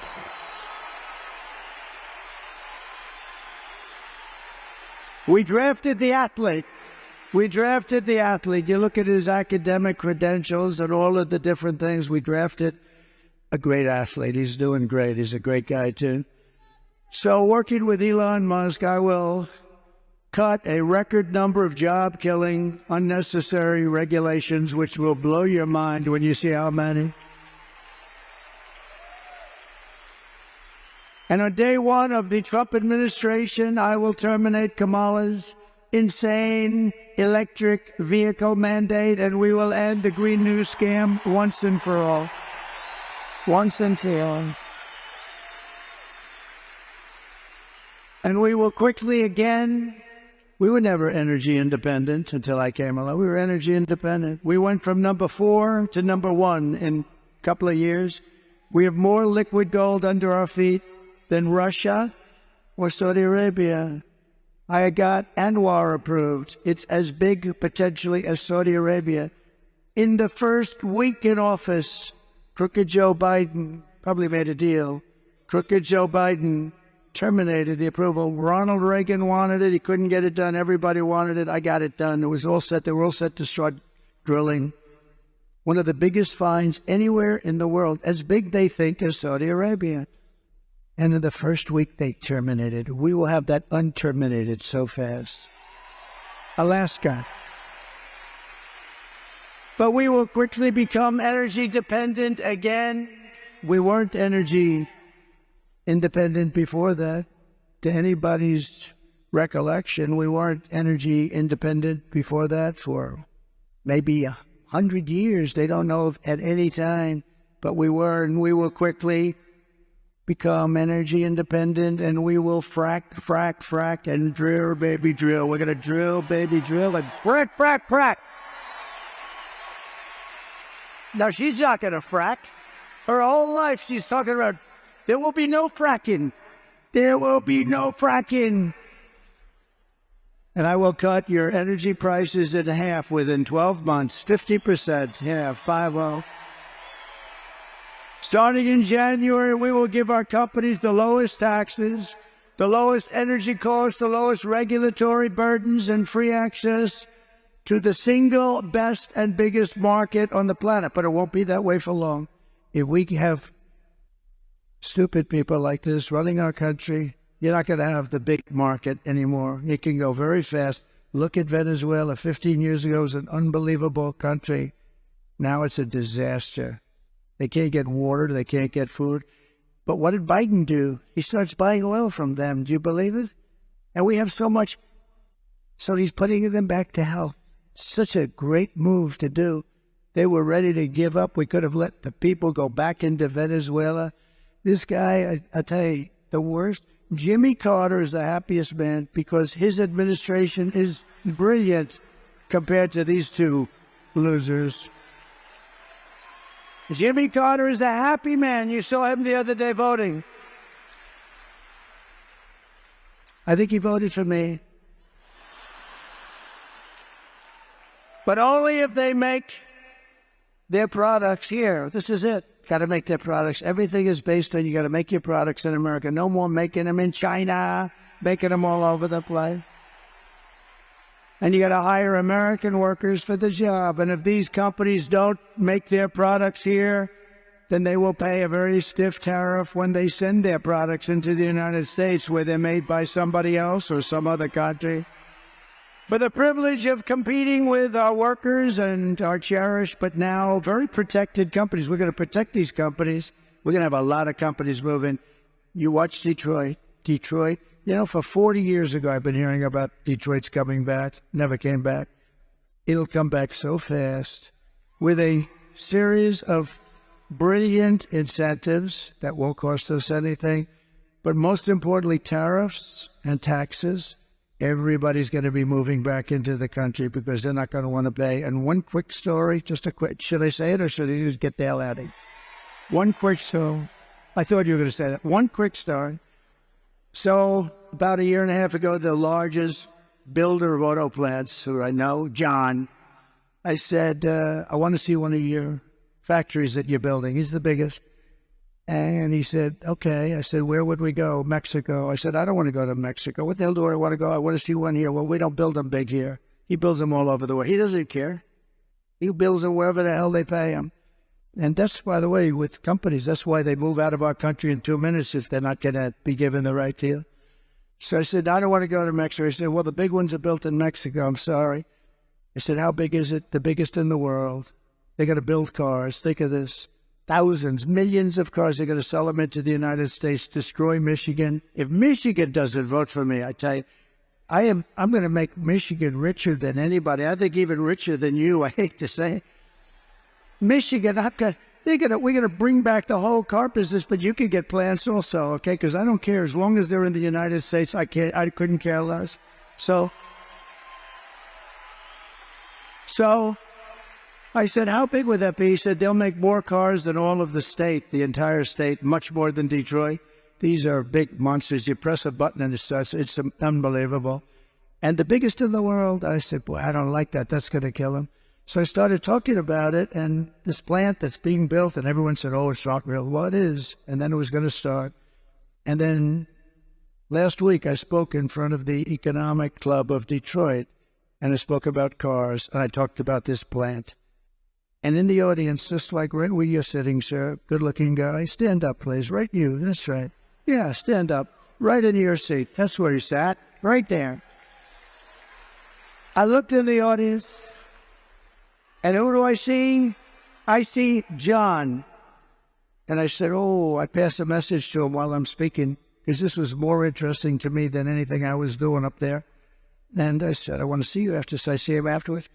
I said, John, tell me something. How is that monster plant? And it's actually more than one, but this one monster, how's it doing? Sure, they've abandoned that plant. What? That's great news, because it's going to kill us. What do you mean they've abandoned? They think you're going to be elected president. You're going to put tariffs on their cars, and they won't be able to make any money. They're going to lose their shoe. They've abandoned the plant. I said, that's the greatest thing I've ever heard. Marjorie, that's the greatest thing I've ever heard.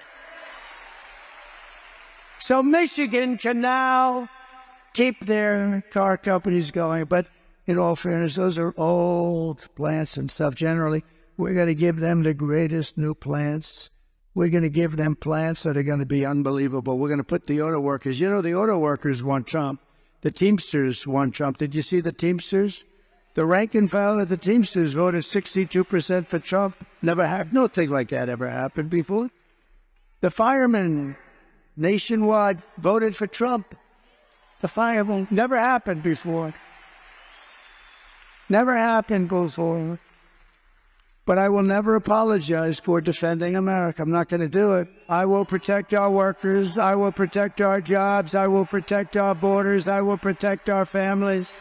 And I will protect the birthright of our children to live in the richest and most powerful nation on the face of the earth, and that's what we're going to have. Under Kamala,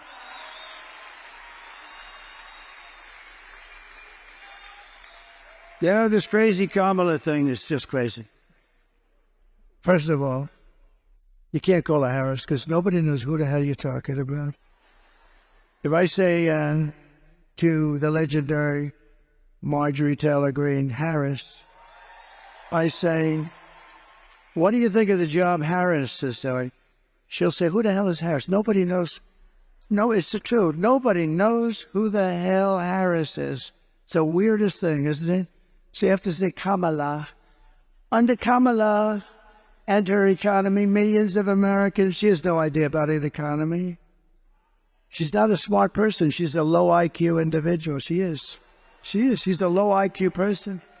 Millions of Americans are suffering because of inflation. They're losing their jobs. They can't afford housing, groceries, or a car. And yet Kamala is importing millions of illegals across our borders and giving them taxpayer benefits at your expense. And putting them into luxury hotels in New York and Chicago and Los Angeles while our veterans are sleeping outside of that hotel on the street.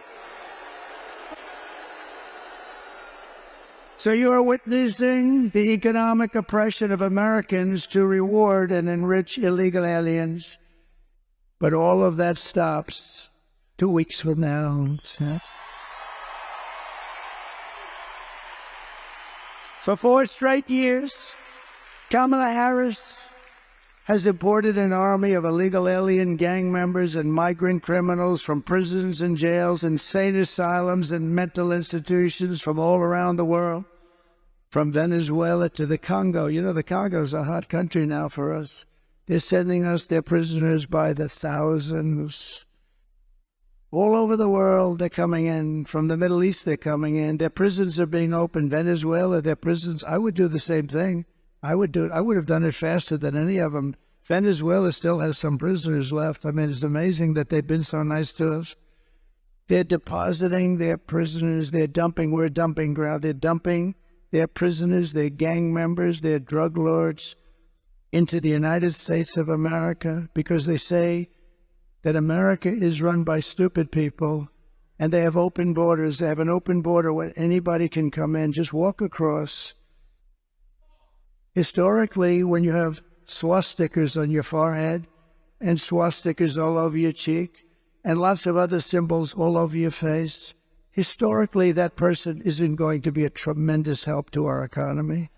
And yet they walk through that open border and probably say, man, are these people stupid? And then they start to kill. They kill. And we built over 500 miles of wall, and we were going to add 200 miles of wall, and it was already made as per specifications of the Great Border Patrol. They want steel, they want concrete, and they want rebar. I wanted just plank. I wanted concrete, beautiful, like long spans of I'm very good at construction, actually. I wanted long spans of concrete plank. They said you have to have steel because they cut through concrete too easily. We had a whole big deal. But we gave them just what they want. Even the anti-climb panel on the top. You know, the big panel of steel, I hate it. I hate the look of it. But guess what? It's called an anti-climb panel for a reason.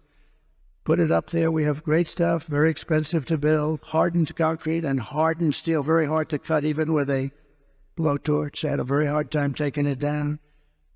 And then I ordered 200 miles more, and we could have had it put up in 3 weeks to 4 weeks, and they didn't want to put it up. And then they started selling it for 5 cents on the dollar for steel, okay?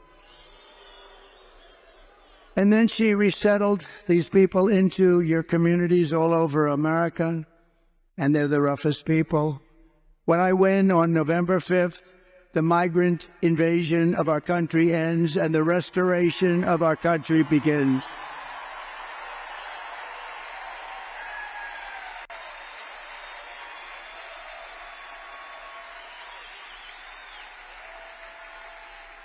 One of the deadliest and most vicious migrant gangs that Kamala has imported into our country through her open border policy.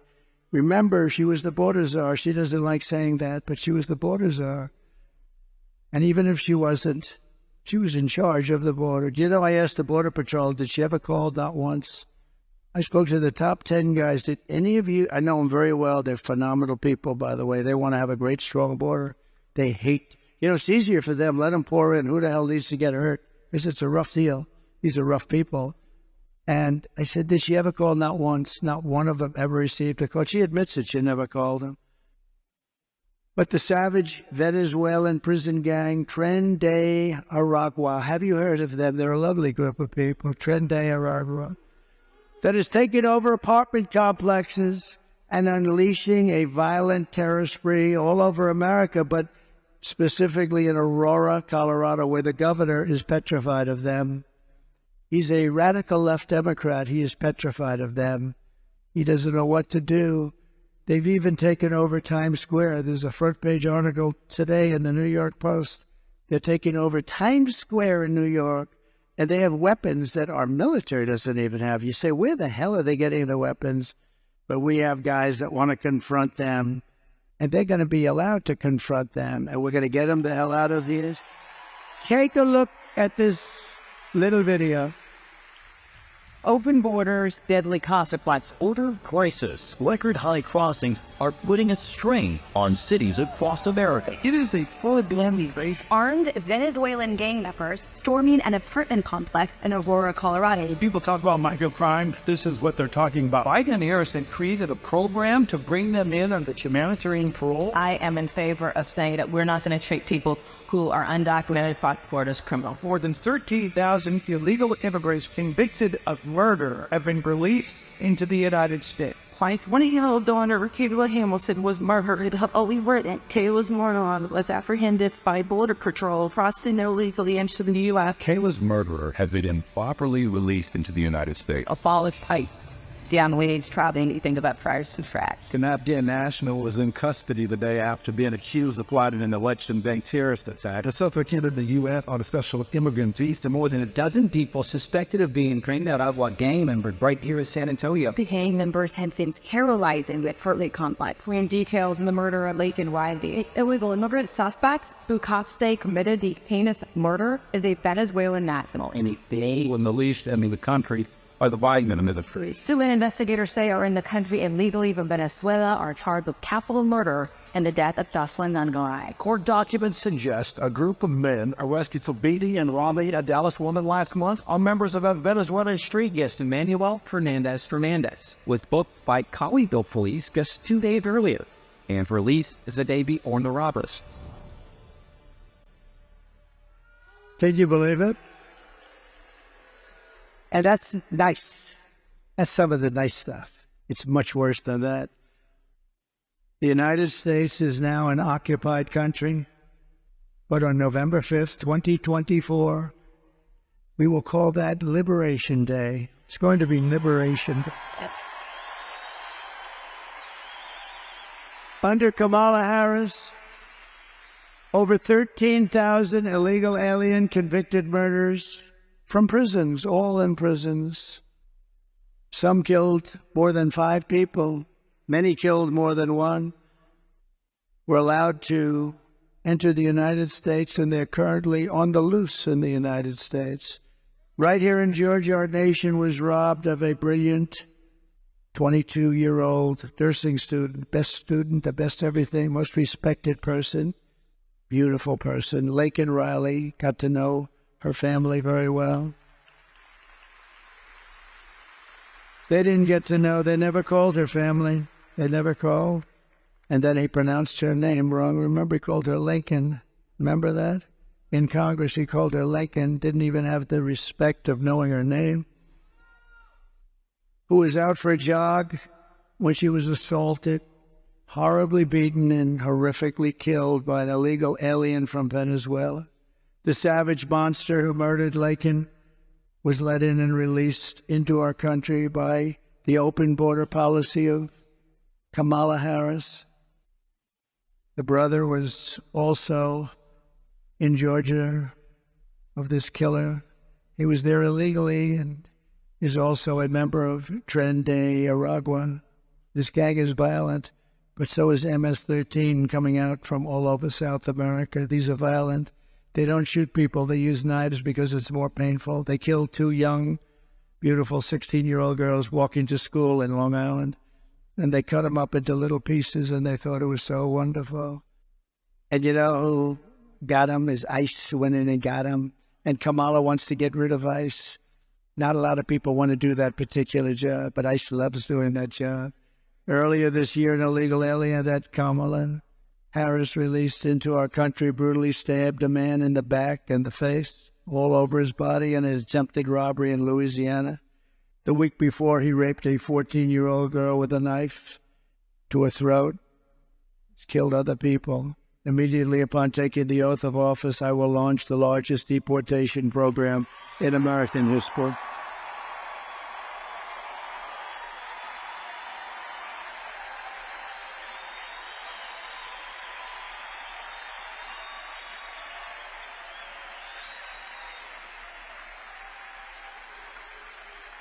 I will rescue every town across America, and every town is worried about it.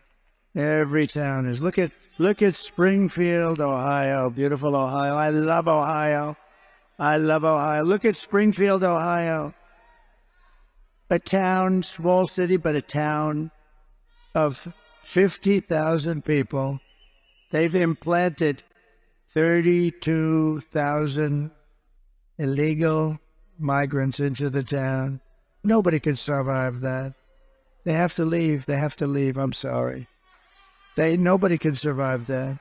A 50,000 person town, quickly 32,000 illegal migrants. They call them legal because they had a little trick, but it's illegal. I will rescue every town, and every town is petrified, even if they don't have them, because they know they're coming. They're heading for the towns. They're heading for the towns. Who could do this to our country? Who could do this? Who could do this to our country? It's only good if you are a politician thinking about running for office and running against them. That's about the only thing that's good for.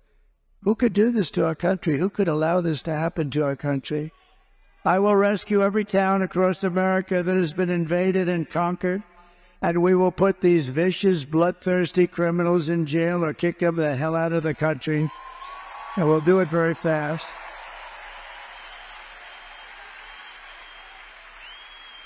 And to expedite removals of the Trende, Aragua, and MS-13 gangs from our country, and many others, by the way, I will invoke the Alien Enemies Act of 1798 to target and dismantle every migrant criminal network operating on American soil.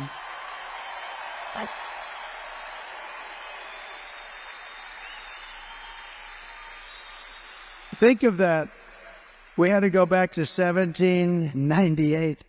That's when we had laws that were effective. 1798 we had to go back to. And if they come back into our country, it's an automatic 10 years in jail with no possibility of parole. Automatic if they come back into our country. And I'm hereby calling for the death penalty for any migrant that kills an American citizen or a law enforcement officer.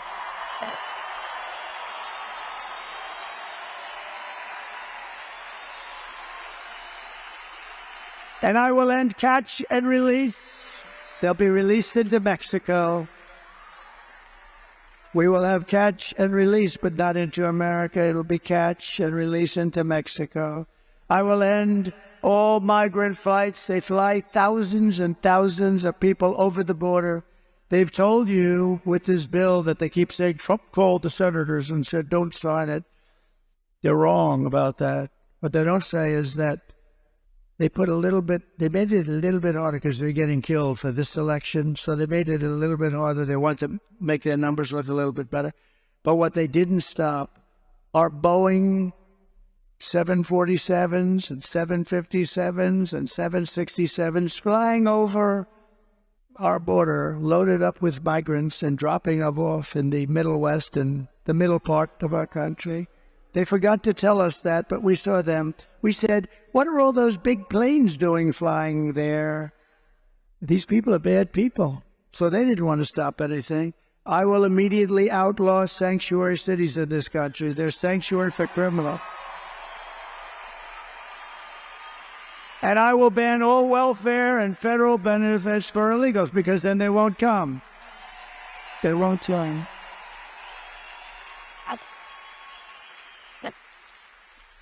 I mean, Gavin Newsom, one of the worst governors of the history of our country. Gavin Newsom, she destroyed San Francisco. Now she wants to destroy our country. That's Kamala. But she worked with Gavin Newsom. What they've done to California, now we have more people leaving California, the most beautiful place. And I tell people I hurt myself when I say that because I have great property there. When I say that, this political game has not been good for me. But I don't care. It doesn't matter. It's peanuts. This is the whole thing. We're going to save our country. What the hell difference does it make? No, it's a killer. I have property in San Francisco, big property.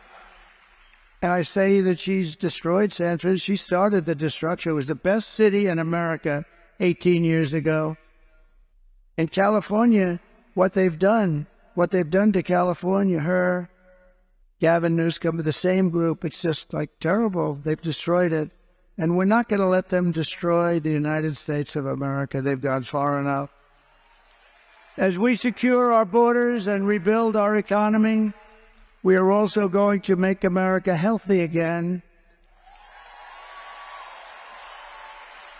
The Kamala healthcare plan will make our kids sicker and their diets more toxic. Under the Trump administration, we will get the toxic chemicals out of our food supply, and we will make our children healthy with that. We will spend more money on healthcare than any other nation, but think of that. You know, we do. I don't know if you know. We spend more money by far than any other nation. But we have more chronic health problems also than any nation. More childhood diseases than we did just a generation ago. Millions of Americans are realizing that something is wrong. By getting this fixed, not only will we have healthier families, we will save trillions and trillions of dollars and bring down the cost of health care. With us tonight is the man who's going to help us get it all straightened out, Robert F. Kennedy, Jr.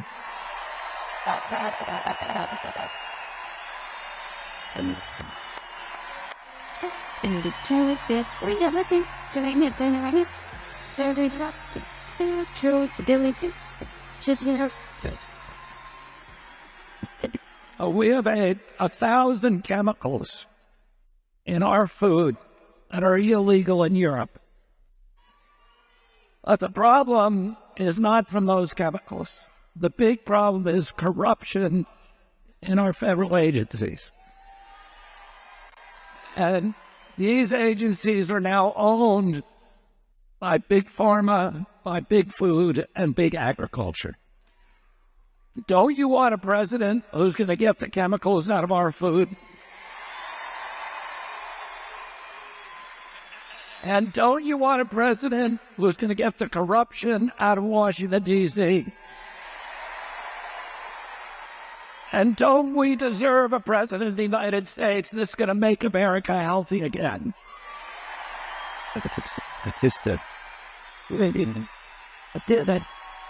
What editors do? Stand it. Edit. Reads. Stand out, guys.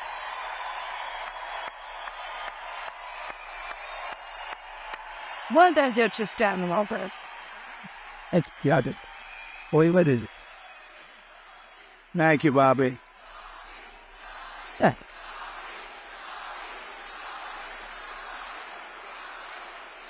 Nobody gets a standing ovation like that. What's going on over here?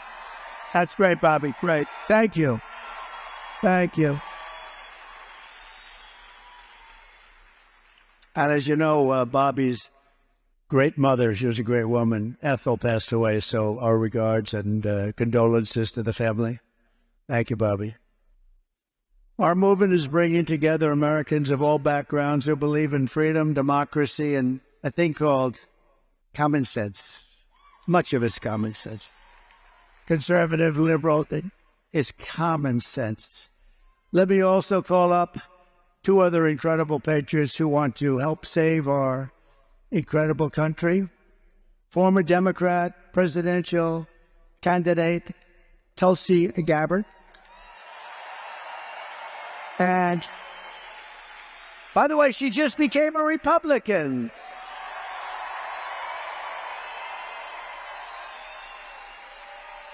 And a great man, a brilliant person, and a true character, Tucker Carlson.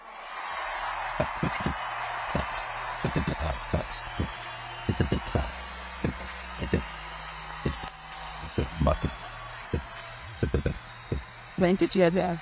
No, so it's very cooked. All right, I'll say something. I think Donald Trump's singular contribution to this country and the world is by his presence exposing a lot of things a lot of us believed as fraudulent, as lies. It's changed my life watching it. But the single biggest lie that Donald Trump has exposed is that this is a functional democracy, when in fact, it's a country oppressed by a small group of its unhappiest citizens for their own benefit. And the promise of this campaign is that Donald Trump will return this country to its owners. And that's his population, that's his people, that's his citizens. And I pray fervently that that happens. I mean it. That's why I'm so honored to be here. Thank you.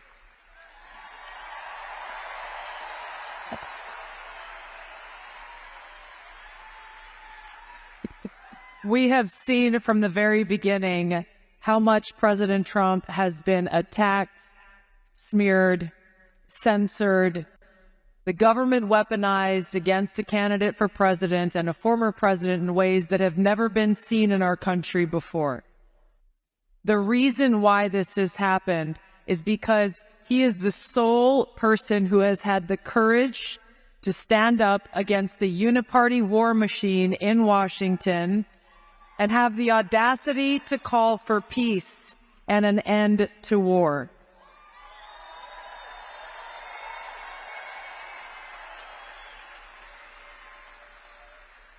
While he has challenged the swamp creatures in Washington, all of you have resoundingly nominated him for president 3 times in the last 3 presidential elections.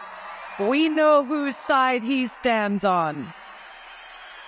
He stands on the side of the people. He stands on the side of peace and prosperity and freedom for all Americans. It's why I'm proud to stand with President Trump and why we, the people, must vote to send him back to the White House and make America great again.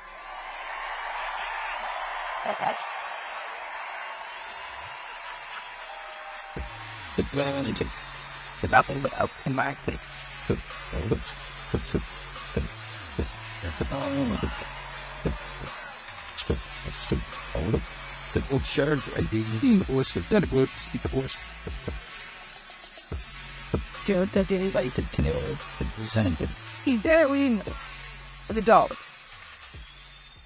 Great people. Great people. Thank you very much. That is a great group. That is some assemblage of talent. And very great honor to have them. Thank you very much.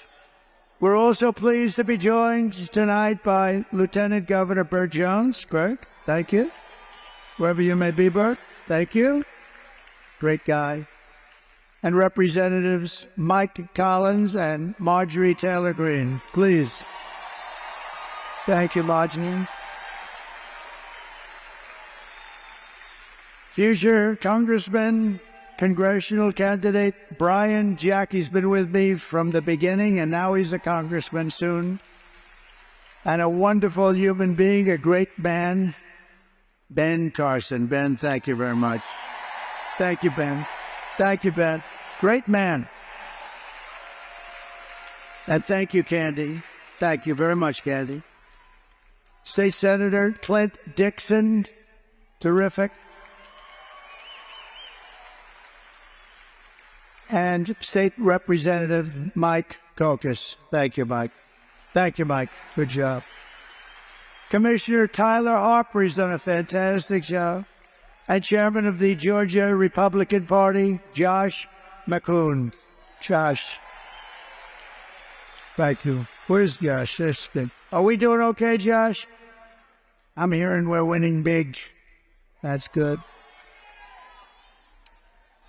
Former Senator Kelly Loeffler and her husband. Her husband, thank you, Kelly. Thank you, darling.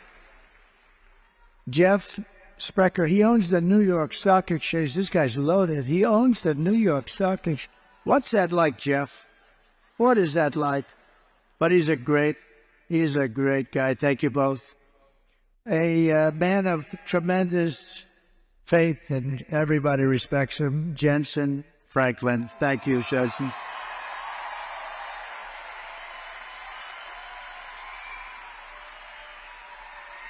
And he's been with me from the beginning, day one, right? With Paula and a whole group of people.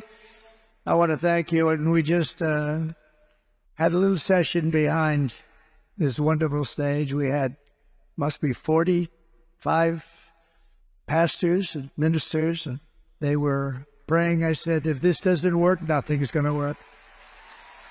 Nothing's going to work if that doesn't work. But thank you all. You're all incredible people. We have tremendous respect for you. Terrific band. Man was treated very unfairly, but he's a great band, and he really knows what he's doing. David Schaefer. David, thank you. Thank you, David. Where's David? Thank you, David. Great job, David. And the #1 country music artist, Jason Aldean. He's my friend, but he's talented. You know, I played golf with him, and I said, you're much better with the guitar than you are with a golf club. Much. And he wasn't insulted by that, but thank you. Great guy. My son, Eric Trump. Where is Eric? Thank you, Eric. He works. And a woman that likes me because I will not allow men to be in women's sports, Riley Gaines. Thank you. Thank you, Riley. Not even for a day, Riley. We'll do it very fast. Betty Johnson, thank you very much. And Peter Navarro, thank you very much. And Steve Witkoff, one of the great entrepreneurs of our country, actually, Steve Witkoff. But I especially want to thank Charlie Kirk, because he is working so hard.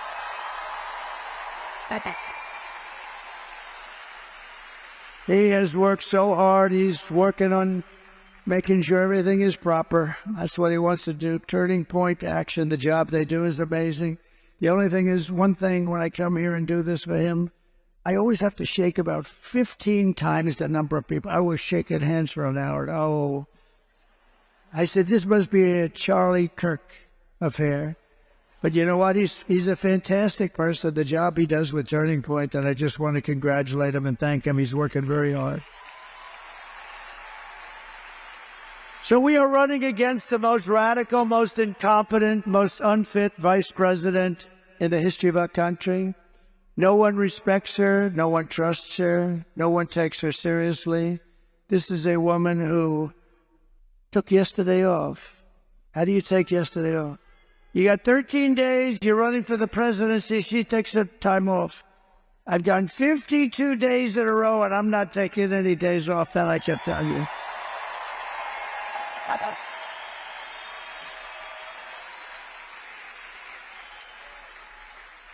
No, but she's, think of that, she's taking days off at levels. Not seen. I hear she's taking another one tomorrow or something. It's the craziest thing I've ever seen.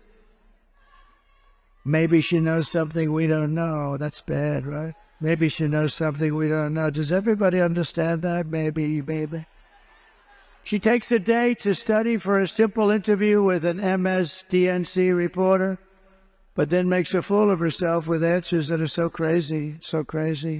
And we'll never forget 60 Minutes. We're never going to forget it. We can't. I think I'm going to sue them, actually, because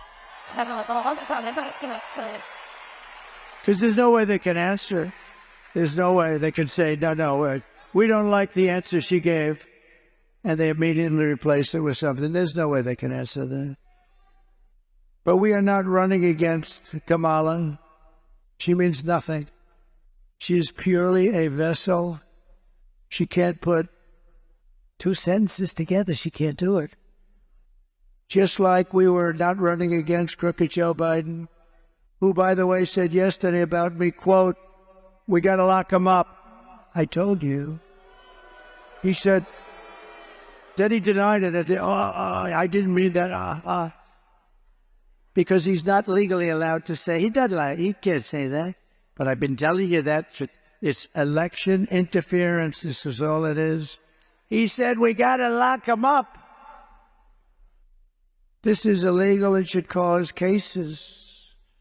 I mean, look, think of it. I've been under investigation more than the legendary Alphonse Capone, Scarface.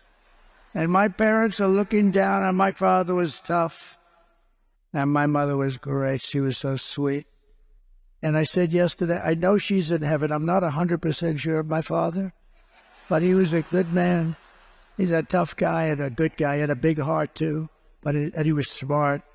He was smart. But they're looking down on me now and they're saying, how the hell could my son be worse than Alphonse Capone? How could he be? No, but these are crooked people. This is all election interference. And you know the amazing thing? It made me much more popular. It's crazy, right? Because the people got it. Crazy. But as I've said, these lawsuits are being run by the Department of Justice, the FBI. Biden is behind it all, believe it or not. And he proved that yesterday with his stupid statement. And people are outraged by it, and we're running against something far bigger, far more powerful than them, which is a massive, vicious, crooked, radical left machine that runs today's Democrat Party. It's far bigger than them. This is who we're fighting, and we're fighting them hard.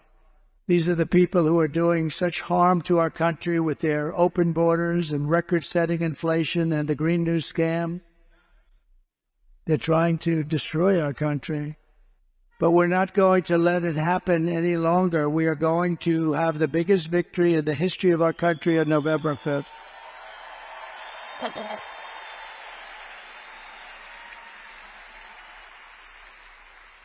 We are going to make America great again, November 5th. We are going to make America. Isn't it a beautiful expression, MAGA?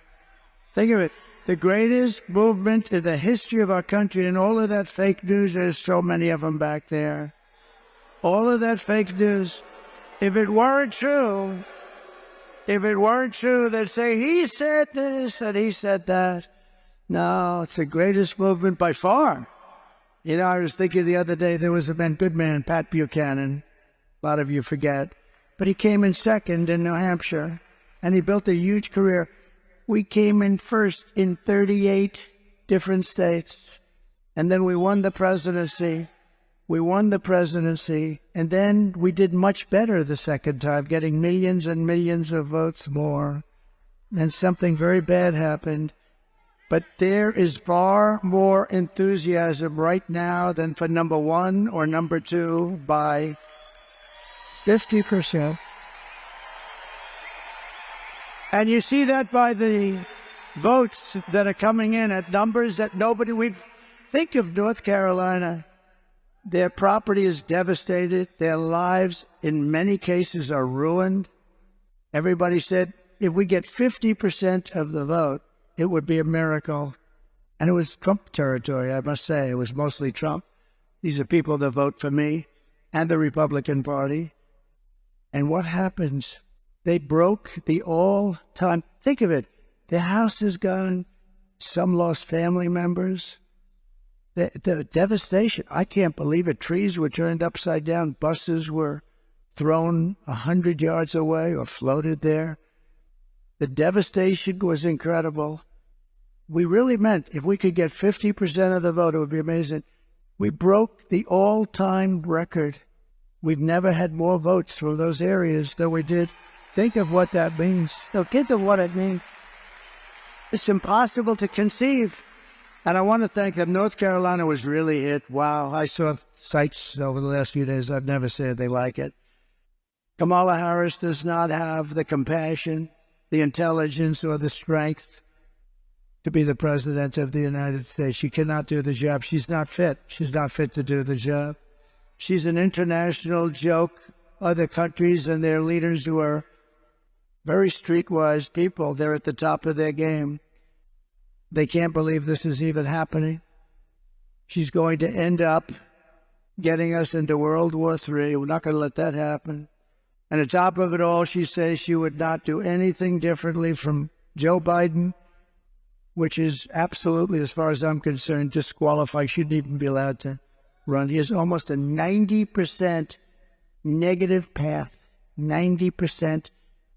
And she won't do anything differently, including saving the 325,000 children that I talked to you about.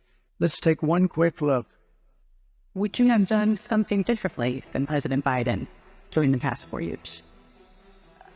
There is not a thing that comes to mind. I just stood there on the farmback, watching you shut your wine. The chaotic and deadly U.S. evacuation from Afghanistan stormed Americans and the world, and cost the lives of 13 U.S. soldiers. We can have done something differently. There is not a thing that comes to mind. More than 13,000 illegal immigrants convicted of murder have been caught at the border and then released into the United States. And that national is in custody the day after being accused of plotting an election-paid terrorist attack. The suspect entered the U.S. on special immigrant visa. Not crunching new details in the murder of Georgia nursing students Lake and Riley. The illegal immigrant suspect, who cops say committed the heinous murder, is a Venezuelan national who crossed the unsecured southern border back in 2022. 2 men investigators say are in the country illegally from Venezuela are charged with capital murder and the death of Jocelyn Nungaray. A fifth illegal immigrant accused of attacking with 2 New York City police officers over the weekend showed no remorse or regrets. We can have done something differently. There is not a thing that comes to mind. Only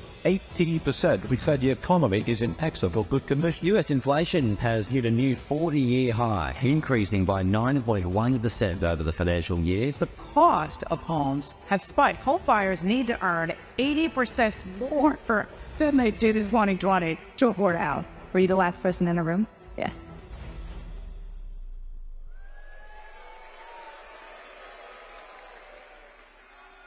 So in closing, here are the facts. Kamala Harris is a radical left Marxist rated even worse than Bernie Sanders or Pocahontas.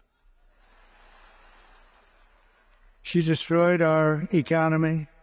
She was an original creator of defund the police, and anybody who wants to defund the police even for one day is not worthy of being president of the United States. Kamala Harris vowed to abolish ICE. She vowed repeatedly to ban fracking. As California Attorney General, she redefined child sex trafficking, assault with a deadly weapon, and rape of an unconscious person as nonviolent crimes. She pledged to confiscate your guns. She will confiscate your guns 100%, and endorsed a total ban on handgun ownership. She even called for free sex changes for illegal aliens in detention if they call for it. Think of it. Illegal aliens in detention, they got caught. If they want to have a sex change operation, she's in favor of it. And all at taxpayer expense. And very importantly, and you saw that the other day, she lied about working at McDonald's. She never worked there. She's a liar. And she wants to turn our country woke. Take a quick look at this, because we had that toughest. And remember this, I defeated ISIS with our military. They're not going woke. They're not going woke. You little sunburst. I thought you were nerdy. I thought you were nerdy. Don't know what. Don't know what. You will learn by the number. Happy Pride. Happy Pride Month. And actually, let's declare it a summer of pride. Or you're killing silliness. Oh, so you're all way. Sir, you got a long phone. I don't know. Keep that the long way. Sell everything the long way. Oh, it's it. You need to get a best speed. Let me tell you a real long way.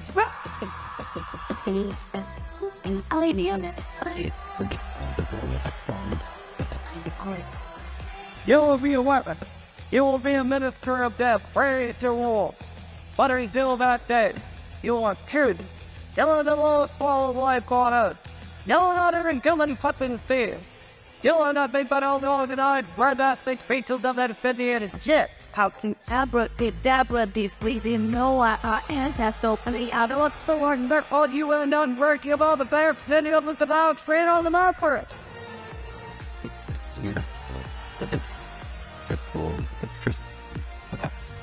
I don't know the portable, I'll fall better. I don't know the portable, I'll fall better. That's true, no, when you know the error. Well, you know, wait, you know, oh, intelligent, there's no it's now, but only war is really planted golden dart servant. Thank you very much. So with your vote this November, we're going to fire Kamala Harris, and we are going to save our country. We're going to save America. With your support, we will cut your taxes, end inflation, slash your prices, raise your wages, and bring thousands of factories back to America and back to the state of Georgia. They're coming back. And it won't even take long. We will build American, we will buy American, and we will hire American. I will end the war in Ukraine. It should have never started. I will stop the chaos in the Middle East, and I will prevent World War III from happening. We would never closer than we are right now. We will crush violent crime and give our police the support, protection, resources, and respect they so dearly deserve. We will strengthen and modernize our military. We will build a massive missile defense shield over our country, all made in the USA. Why shouldn't we have one? And we will land an American astronaut on Mars in a very short period of time. We will rebuild our cities, including our capital in Washington, D.C., making them safe, clean, and beautiful again. We will teach our children to love our country, to honor our history, and to always respect our great American flag. We will get critical race theory and transgender insanity the hell out of our schools.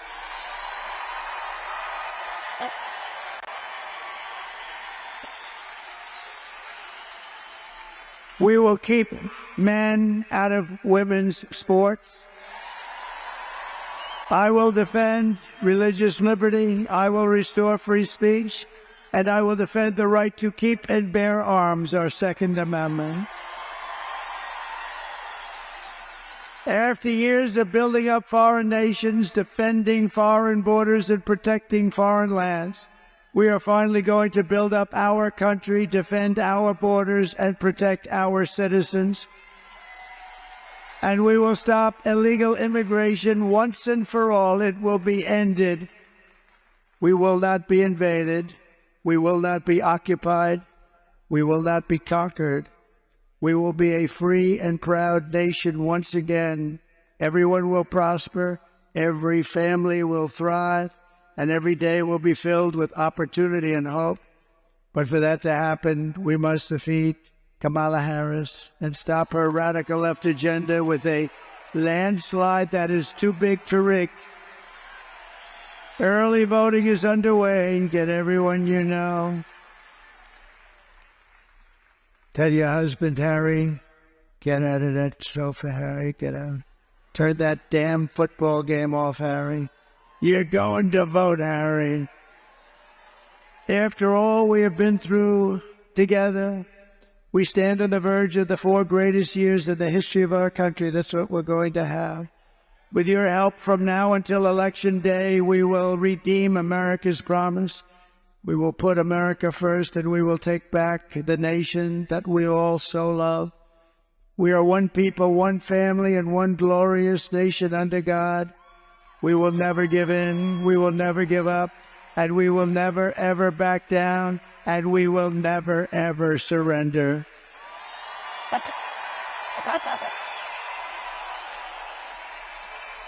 And together we will fight, fight, fight, and win, win, win.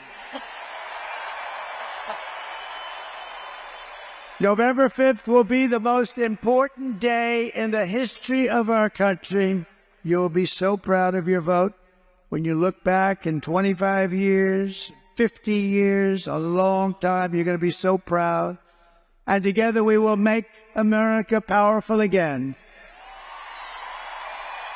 We will make America wealthy again.